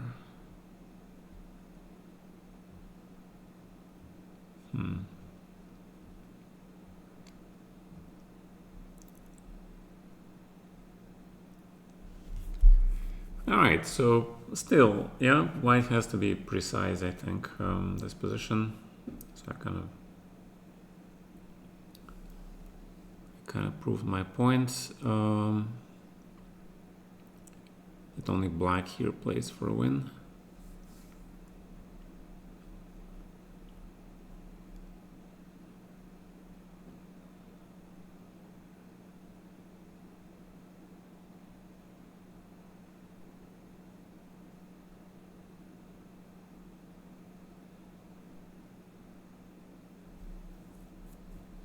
But probably not enough here. Probably not enough.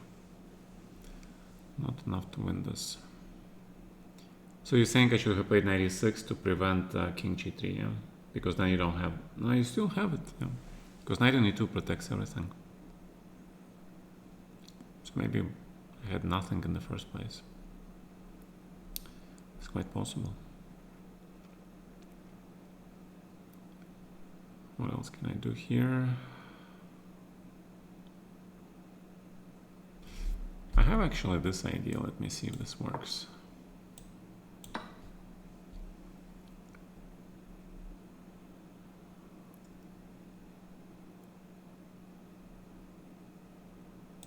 king f2, then what? Yeah, but Texas speed, queen f5, yeah, instead of knight f4. Queen f5. Leads to huge mess, man. I mean, knight f4 is probably also okay, but give me some chances.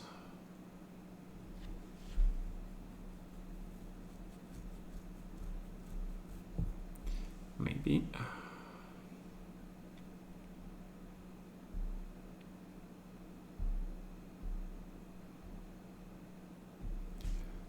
Okay, knight g5, yeah, gotta play this.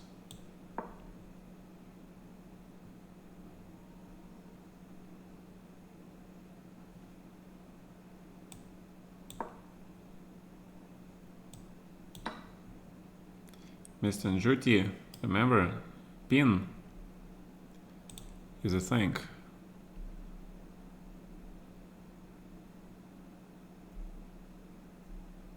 Mr. Ivanov, you're rooting for Jan and Fabi. It's kind of interesting choice. I'm actually rooting for the youngsters and for Naka. Naka is very annoying, but you know, it's not a bad man.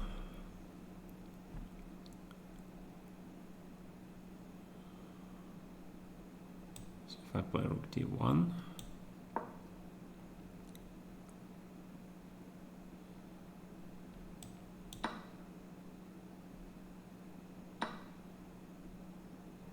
and I probably need to get rid of this rook.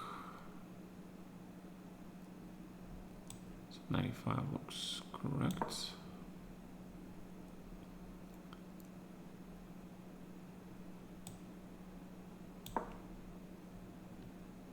H5 looks correct.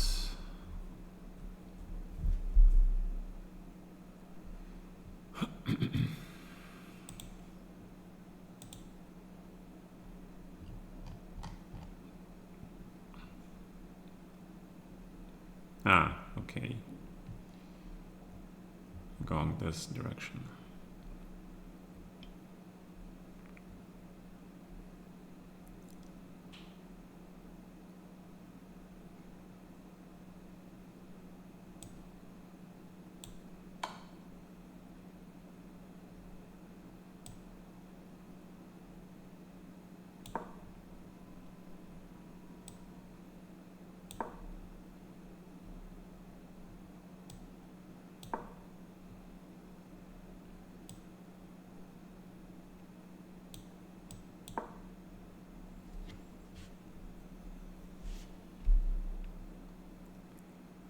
Okay, so you know what is going to happen next, yeah? We're gonna improve this knight.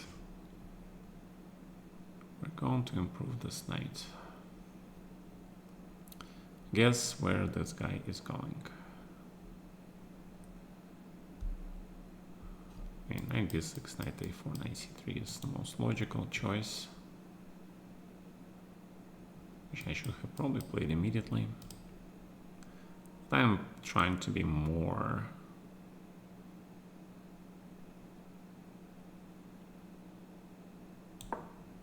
ambitious.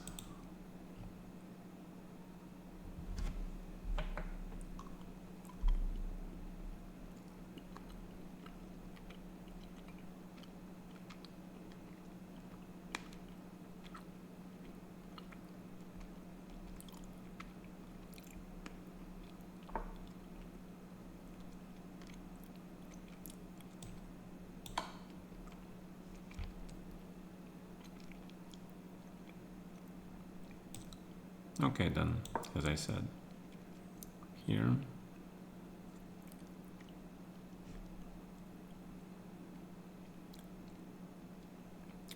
So now we have a question. I think knight c6 should be played back. Improve the king. And finally, we're ready for h5, g4, yeah? So you guys see what I've done? I slowly improved my position and I'm ready to roll the pawns. Once they start rolling, blockade is gone. Yes, Mr. Ivanov, we heard about the visa problems for candidates players.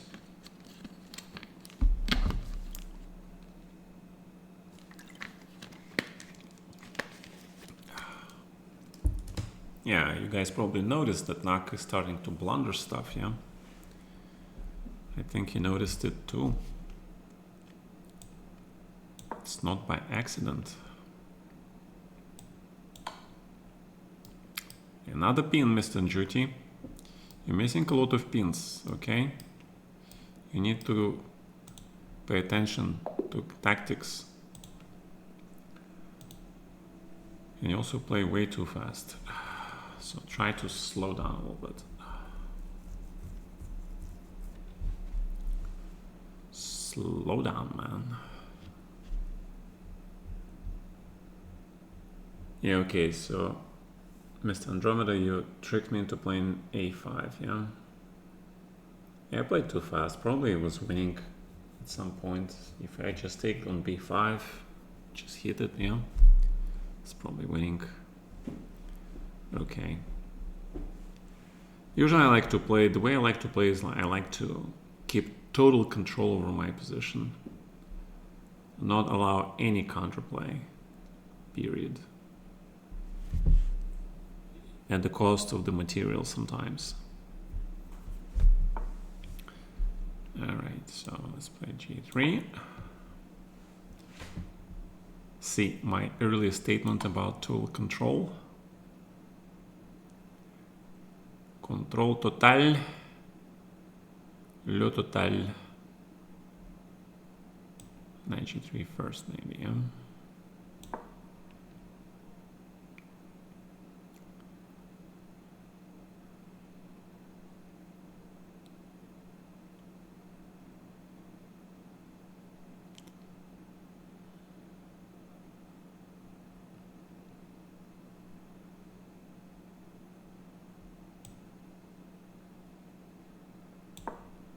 Yeah, I don't want to get checked.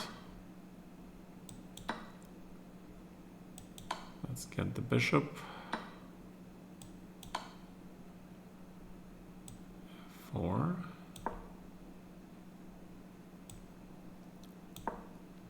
And move the king, yeah. Rook is now free to operate.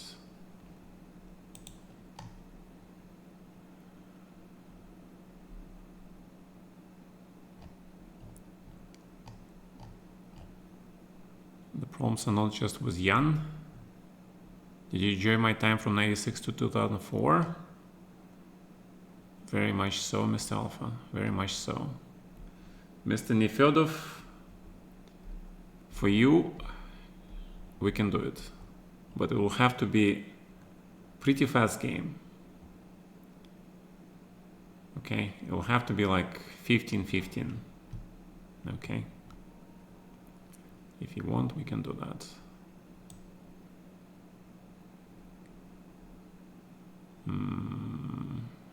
Alright, so check.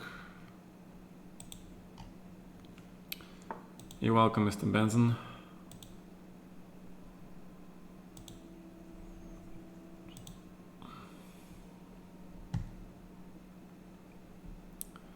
Alright, so let's just probably grab it, yeah.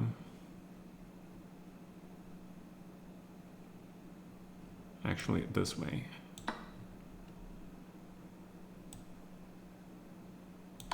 Check.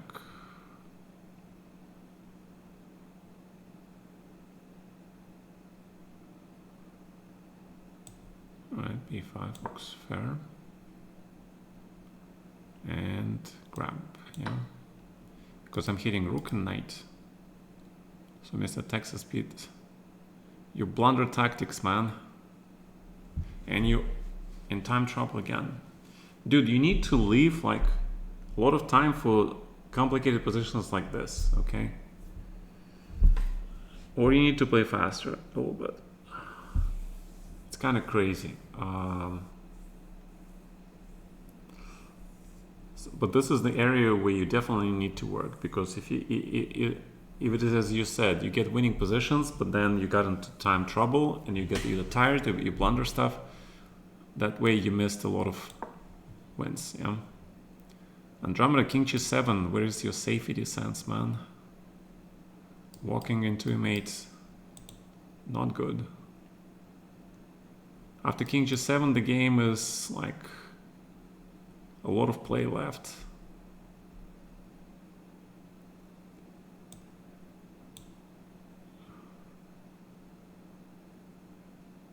Okay, interesting choice. Huh.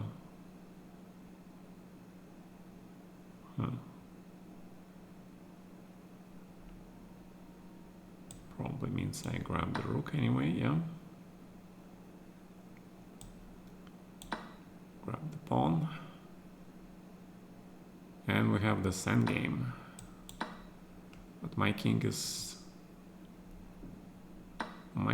is cut off along the 7th. Interesting. I don't know. I still think I have good drawing chances because the way the rook is here, it'll be very hard for you to make any pawn progress. Right, Andromeda. Let's see. We had something similar, yeah? 96. Okay, g6 here, okay. The idea is that I cannot take this pawn because of g5. And once you hit the knight out, then you can play this and get the bishop to g5. This is very close to equal. In fact, you're probably better. So this is incorrect because I need the square for the knight. The endgame after this is apparently still better for white, yeah, as I suspected. Yeah, it's a little bit better. It's not much better, but it's a little bit better. Knight c5 seems correct. Yeah, I thought about knight c7, but knight on c7 is kind of passive, so... But it's playable, yeah. But in ideal situation, again, g6, yeah. So I wonder what I missed here. Bishop b3, queen here, knight f5, knight c5. Oh, I had to go back to c2. See, the computer plays like slowly, very, very slowly, yeah. Keep the bishop alive. 93. Because after knight f4, you see evaluation, this is like +1.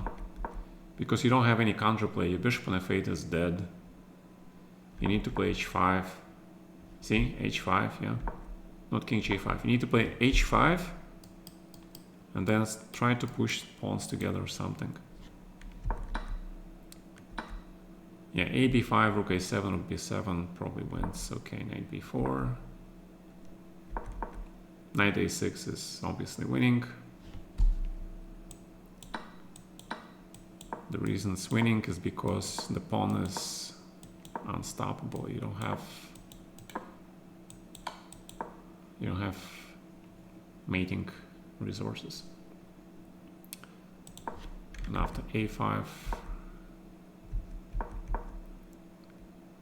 yeah, rook e1, trading the rooks, taking the pawn wins.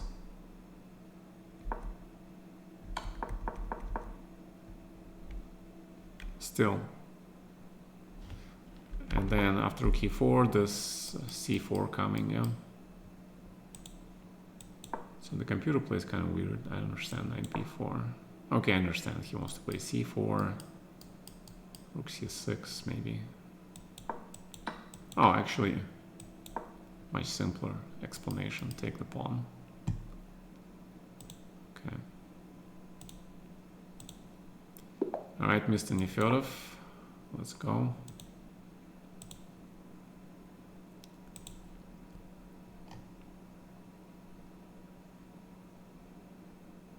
Karpov said that Nakamura is not a deep champion. He's outdated. That opinion is outdated. Nakamura is pretty deep.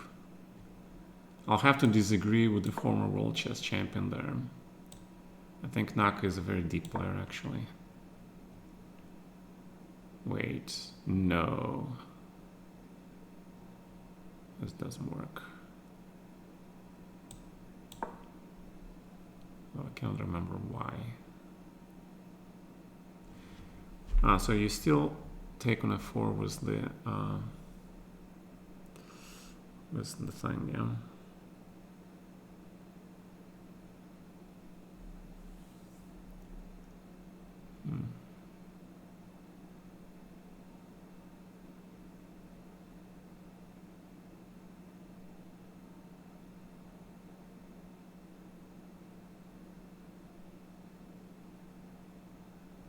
Yeah, I don't think I can make progress, I agree. I don't see any progress that I can make. 95. There was this weird move. I'm trying to remember what was it.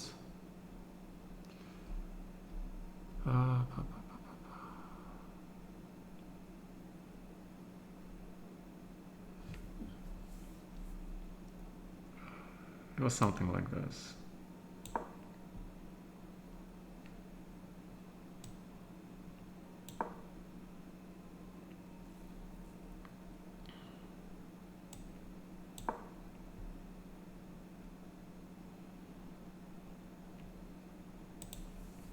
I think Nakamura's understanding is already very deep. So I disagree with Anatoly there. I mean, he knew Naka when he was younger. And Naka younger, Naka right now, they're two different Nakas. Naka right now is very, very strong. Precisely because of his understanding of the game.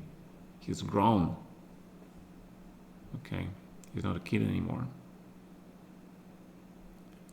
His understanding of the game grew along with him. Alright, let's grab this guy.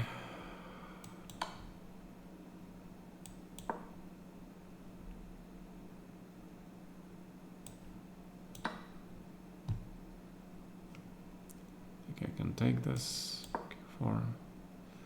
Alright, Magical Intuition offer you a draw. I don't think you can win this.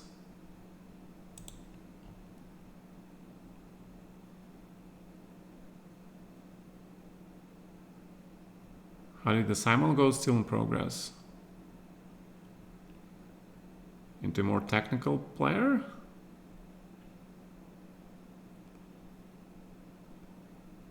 I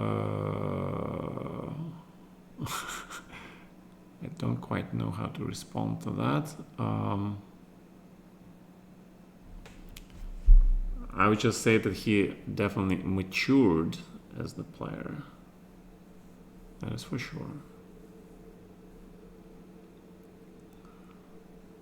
Alright, this is obviously good for white. I just have to figure out how. So I need to connect my second rook, double the 7th, something like that. But of course I enjoy looking at the tactics, so that's something unfortunately has been my thing. I look for tactical ways. There is this tactical way which I have to see, okay? So we're gonna go along the tactical way.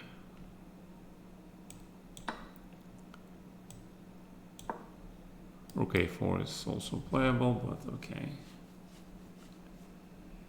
Let's see what he does.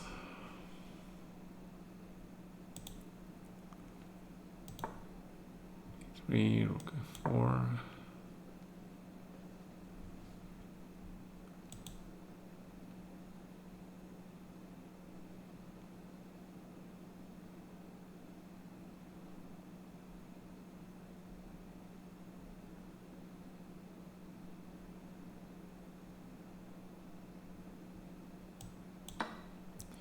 And that's the move I had in mind, yeah? It is counter-attack, counter-attack. I know that sounds. We have our followers. Wait, that's more than that. Hey Chespon, thank you for subscribing. Thank you, man.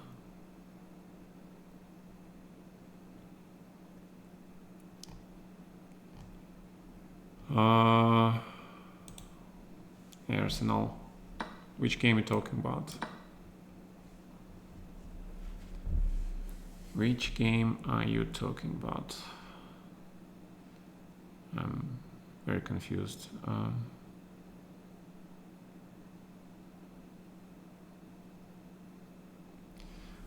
But I have an exchange and I have a pawn, yeah.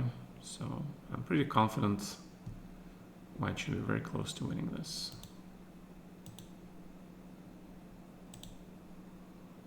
Yeah, Mr. Nefedov, I think some of my streams I covered this line. I'm not sure if you watched that.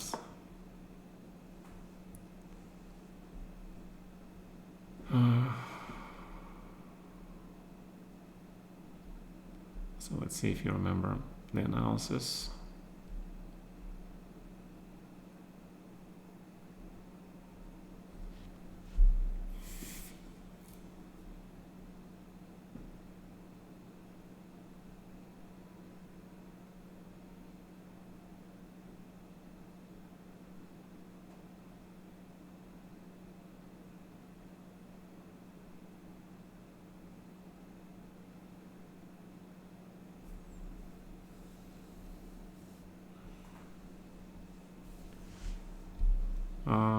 Okay, grab.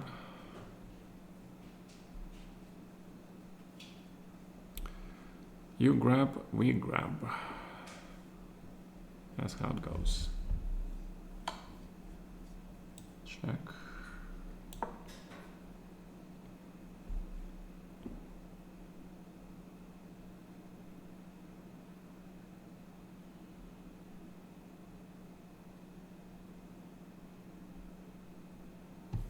All right, so I want to try this one.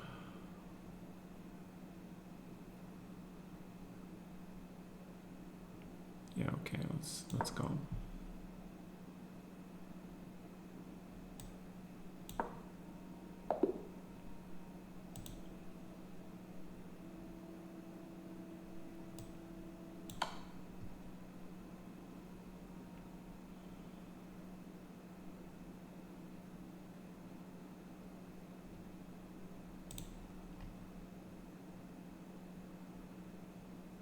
You remember C3, not A3?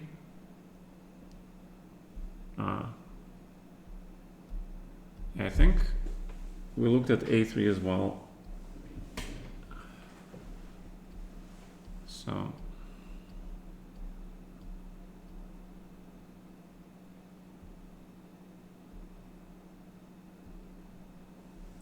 yeah, I remember we looked at knight d5, c4, queen b2, cd5 line, yeah, which we concluded was slightly better for white.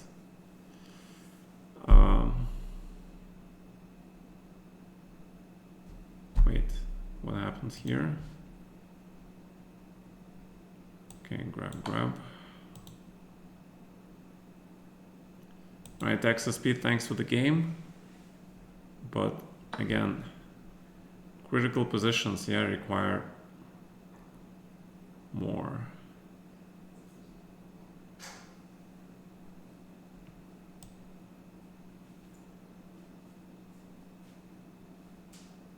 I can probably just get this pawn. Pretty much. Okay, I don't get this pawn. Okay, g5. Yeah, e6, that's right, and then something like rook b1.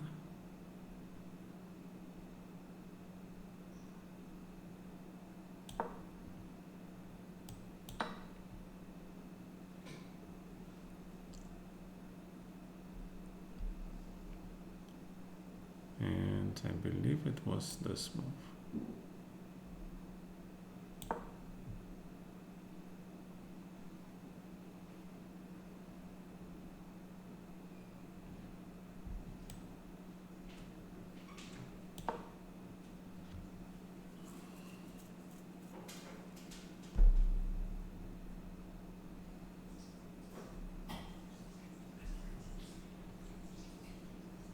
Yeah, he's got a very solid defense.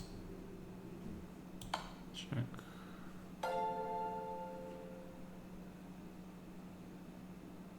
Yeah, my only probably chances that he's got not a lot of time. Yeah, I know it's not that great, but cheesy way to play, but I gotta do something.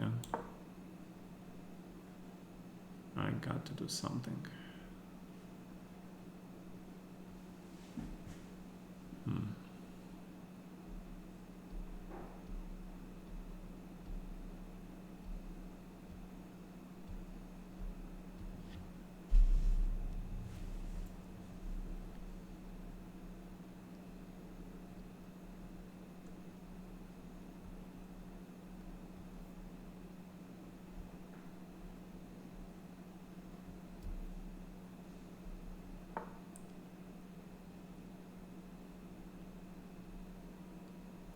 So I need my bishop to get to e1 somehow.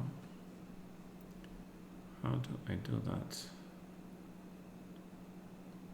It's probably 0 chance.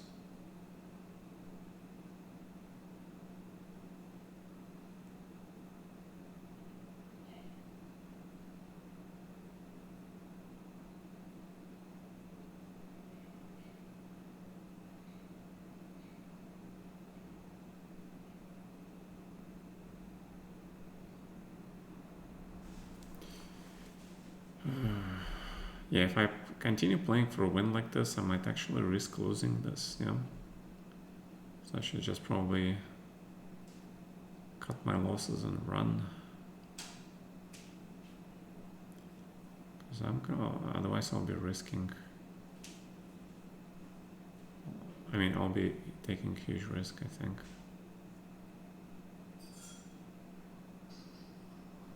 Actually, okay, it's not a big risk.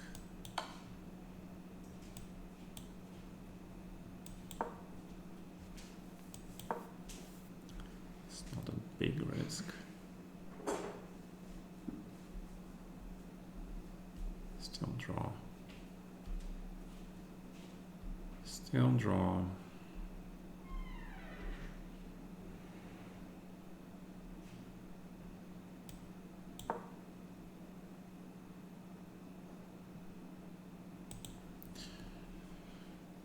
All right. Well, gotta check with the engine, man. I suspect that after e6, black is definitely worse, yeah, Mr. Pete? So you can't allow e6 actually, but how is a different question. I don't know.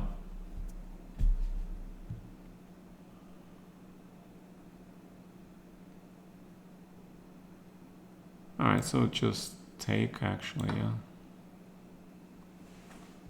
Should be then draw also. Okay, 4 looks best. The simplest. Not rook a6, because rook a6, some king d6, c5, and then rook goes around. Intermediate check. And we repeat, yeah.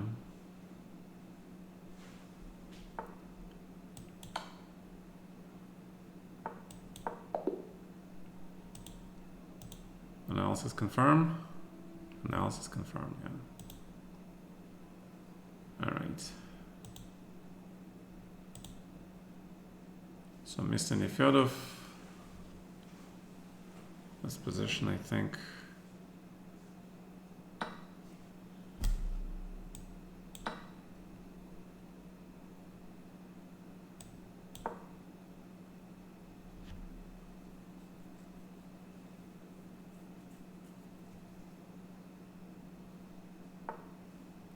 I probably should play this first, yeah. Yeah, so this is, I remember the engine said that this position was like equal.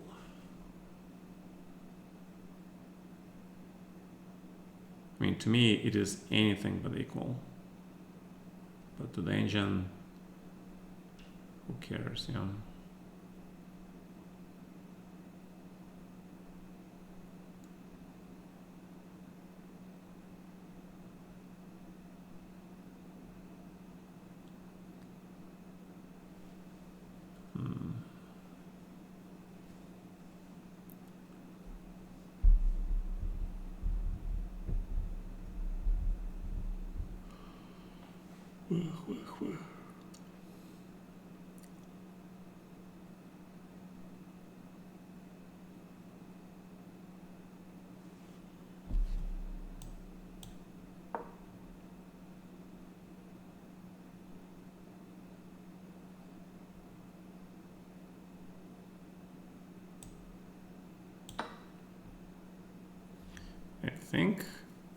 I think CD4 is not correct. I think computer plays C4 actually.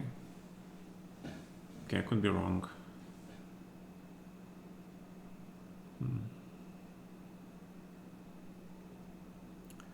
I could be wrong though. But CD4 doesn't seem right, to be honest. I think the computer plays C4 and then Queen B2, Rook A5 or something. CD4 just doesn't feel right.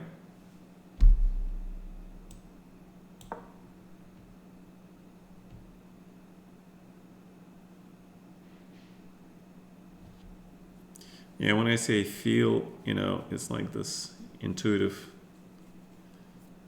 feeling, yeah.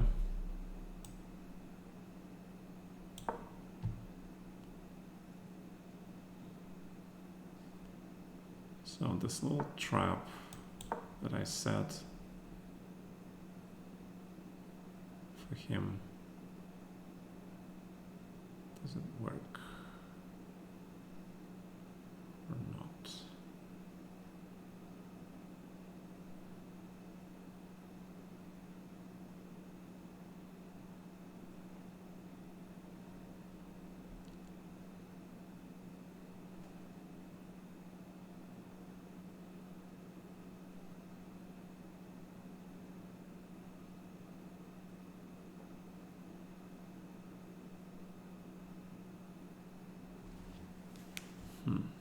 Kind of weird position.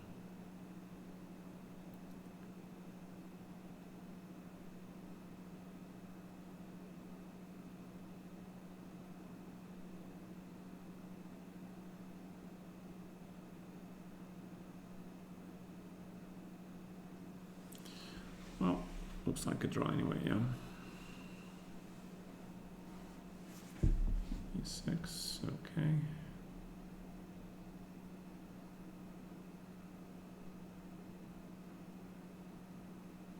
Yeah, I wanted to try just A4. I don't want to give you this pawn. If I can keep my A pawn alive, I'm pretty happy. 1, 2, 3, 4, 5, 6. 1, 2, 3, 4, 5, 6, 7. So theoretically, it's material equality, yeah. Theoretically. In practice, who the hell knows? This is called one of those positions where you have material in equilibrium.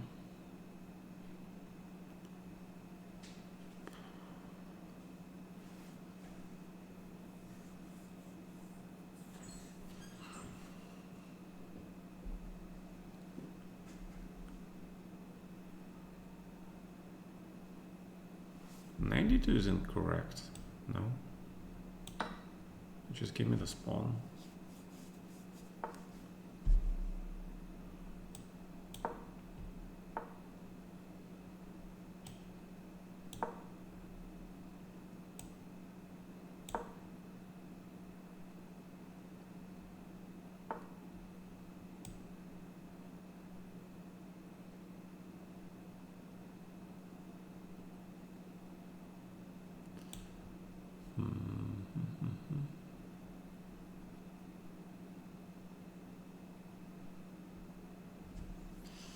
Okay.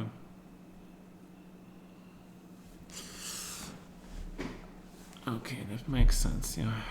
This makes sense. This actually makes sense.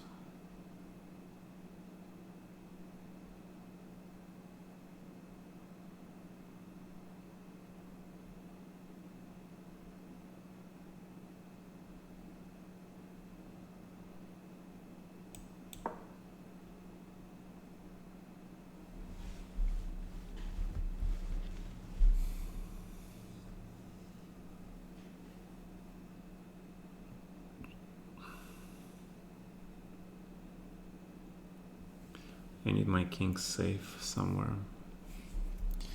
But where is safe?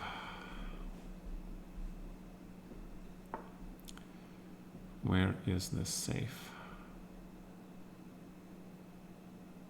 I don't know.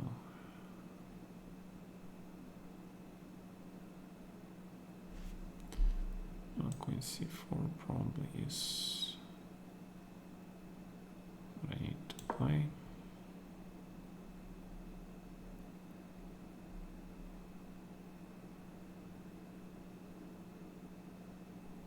But do I need to play this? Probably not. Probably not needed to play this. Yeah, this is very complicated stuff. Probably rook d1, bishop c6, knight d4 was best. Yeah. I don't know. This is very complicated.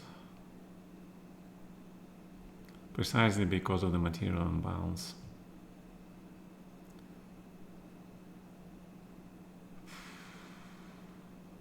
I got a whole queen, man, but I don't see much use for it. Unless I do something crazy, yeah?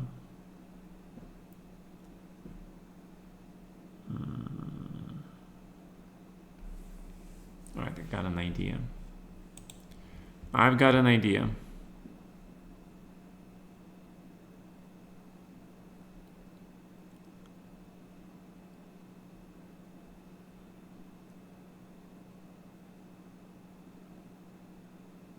Any suggestions to push for a win? It's very hard to win that game, man.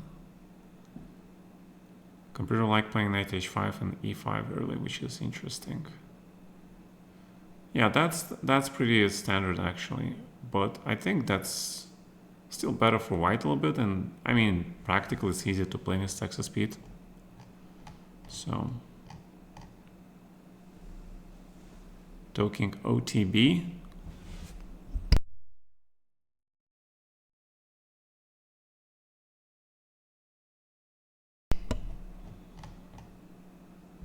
Two KOTB is very hard to beat, and doing it consistently feels kind of hard to fathom. I don't know, man. You know, you should focus not on who you play, but on your own game and try to make minimum amount of mistakes, okay?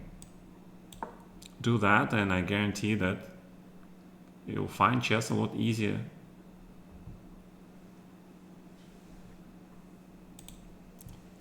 It shouldn't really matter until you're like at least 2700 who you play. It should not matter. Okay. Yeah, because you need to know your openings, etc., etc. E5. Mr. Nefedov trying to open up the board. He's afraid of the attack, I guess, yeah. Smart man.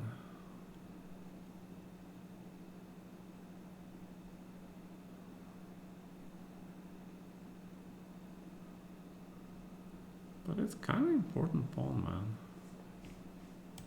So I'll take this pawn.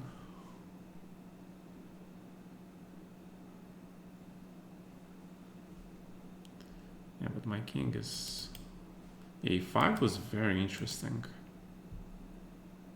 Mr. Nefedov, I'll have to give you a lot of credit for E5. That's kind of hard move to find.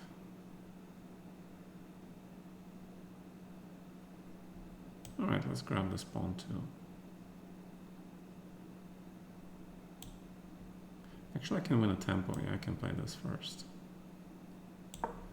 Then I can get my king to safety. Alright, so let's do that. Because the threat is to take. So I kind of win a tempo. Which might come handy.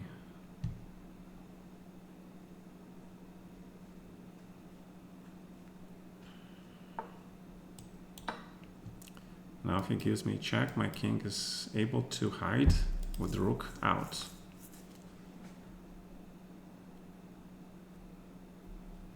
So check is not good now.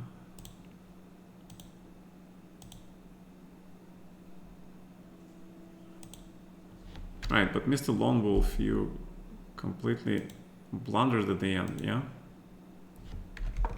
In this position, instead of this, you should just play king h3. This is the only move. Because if I take on f5, check.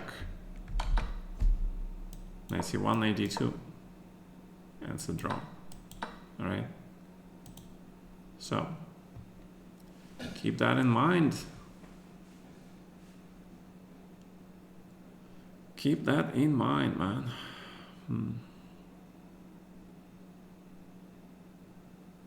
All right, let's bring the king out.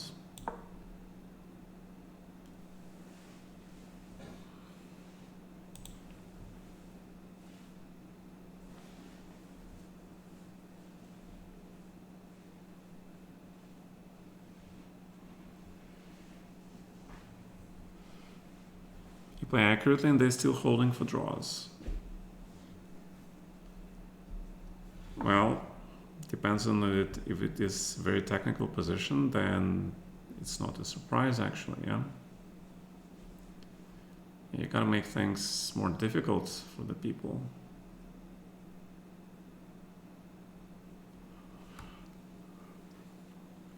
That's where the opening theory comes into play, right? That's where the opening theory comes into play, to try to make life more complicated for everybody. Okay. So I feel like my bishop on b5 served his time. He should be free.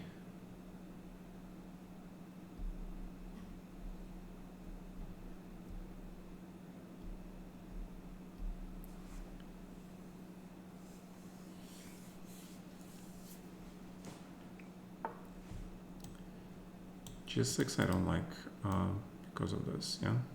I mean, knight g5 is not so easy to defend against.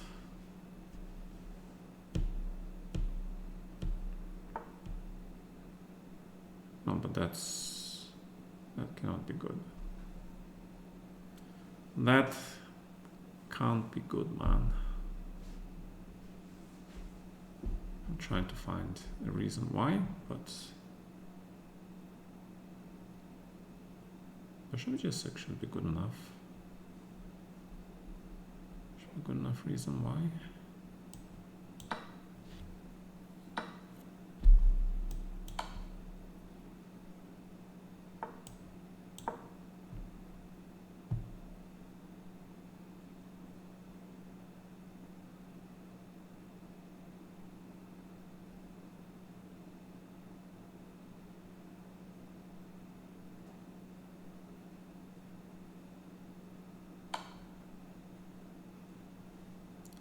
Whoops, I missed that. Okay, good find.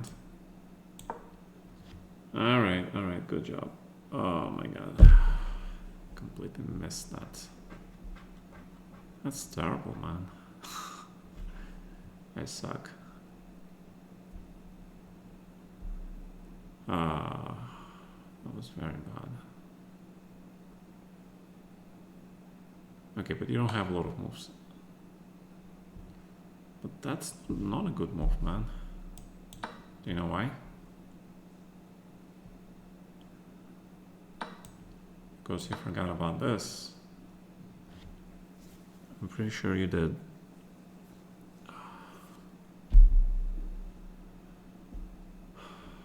With the bishop on d6, now you could play bishop e7, yeah? Or knight e7 or something.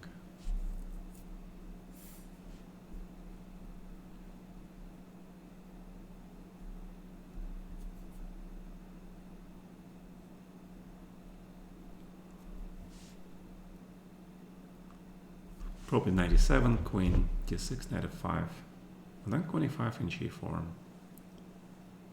But then king g8, rook e8, queen c7. It's kind of weird, yeah. All right, so let's see this. Knight b5, knight d5.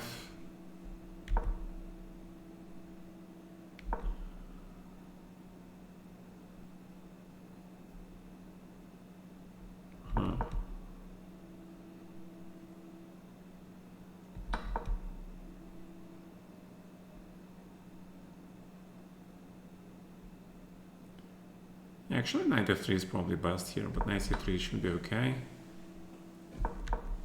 d5, a3, a6.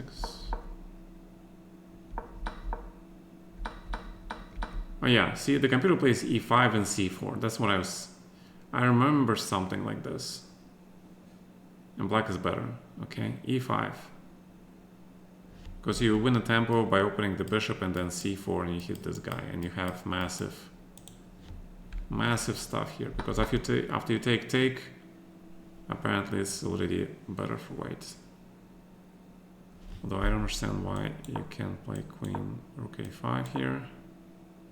And d5. See, the computer thinks white is better. It's probably correct.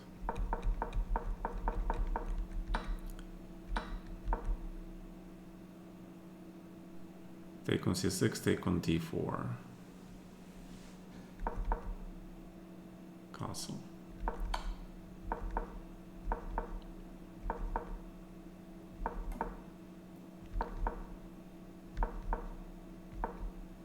a5. Oh, rook b1 here. Come on, man.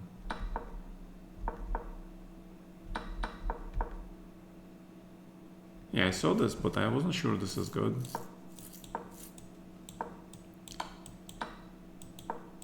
a4, bishop.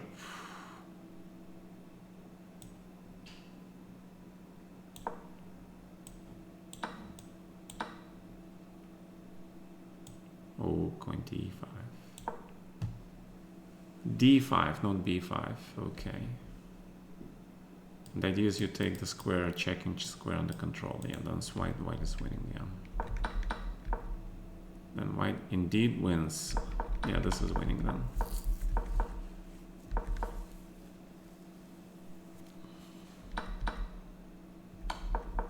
Oh, it's still winning. Oh, okay.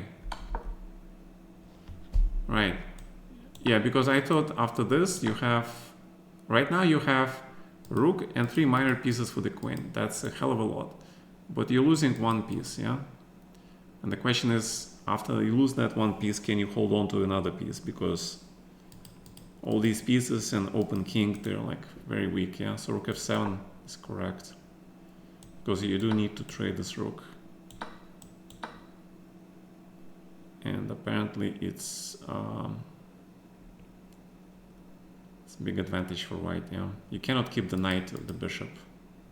So you're gonna lose another minor piece. And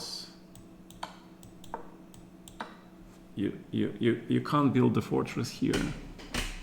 Although I can, yeah, you can't build the fortress because I play h4 and then I play g4.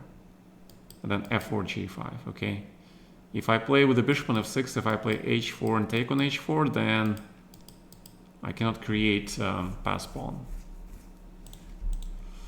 All right.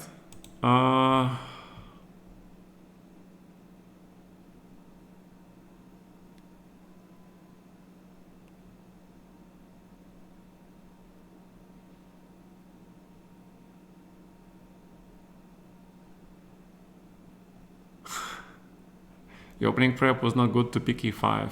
Okay. Yeah, everything is loose, correct. He has like humongous material advantage for the moment. But then he loses 2 minor pieces, which is kind of incredible. Yeah, it's kind of incredible to be honest. But that's chess, yeah? Alright, gentlemen, thank you for the Simul. No, it's late, Mr. Manish. So I can't do this, okay? So I'll see you guys on Title Tuesdays. Yeah, if you're interested in those lessons still, let me know, okay? You guys have first pick.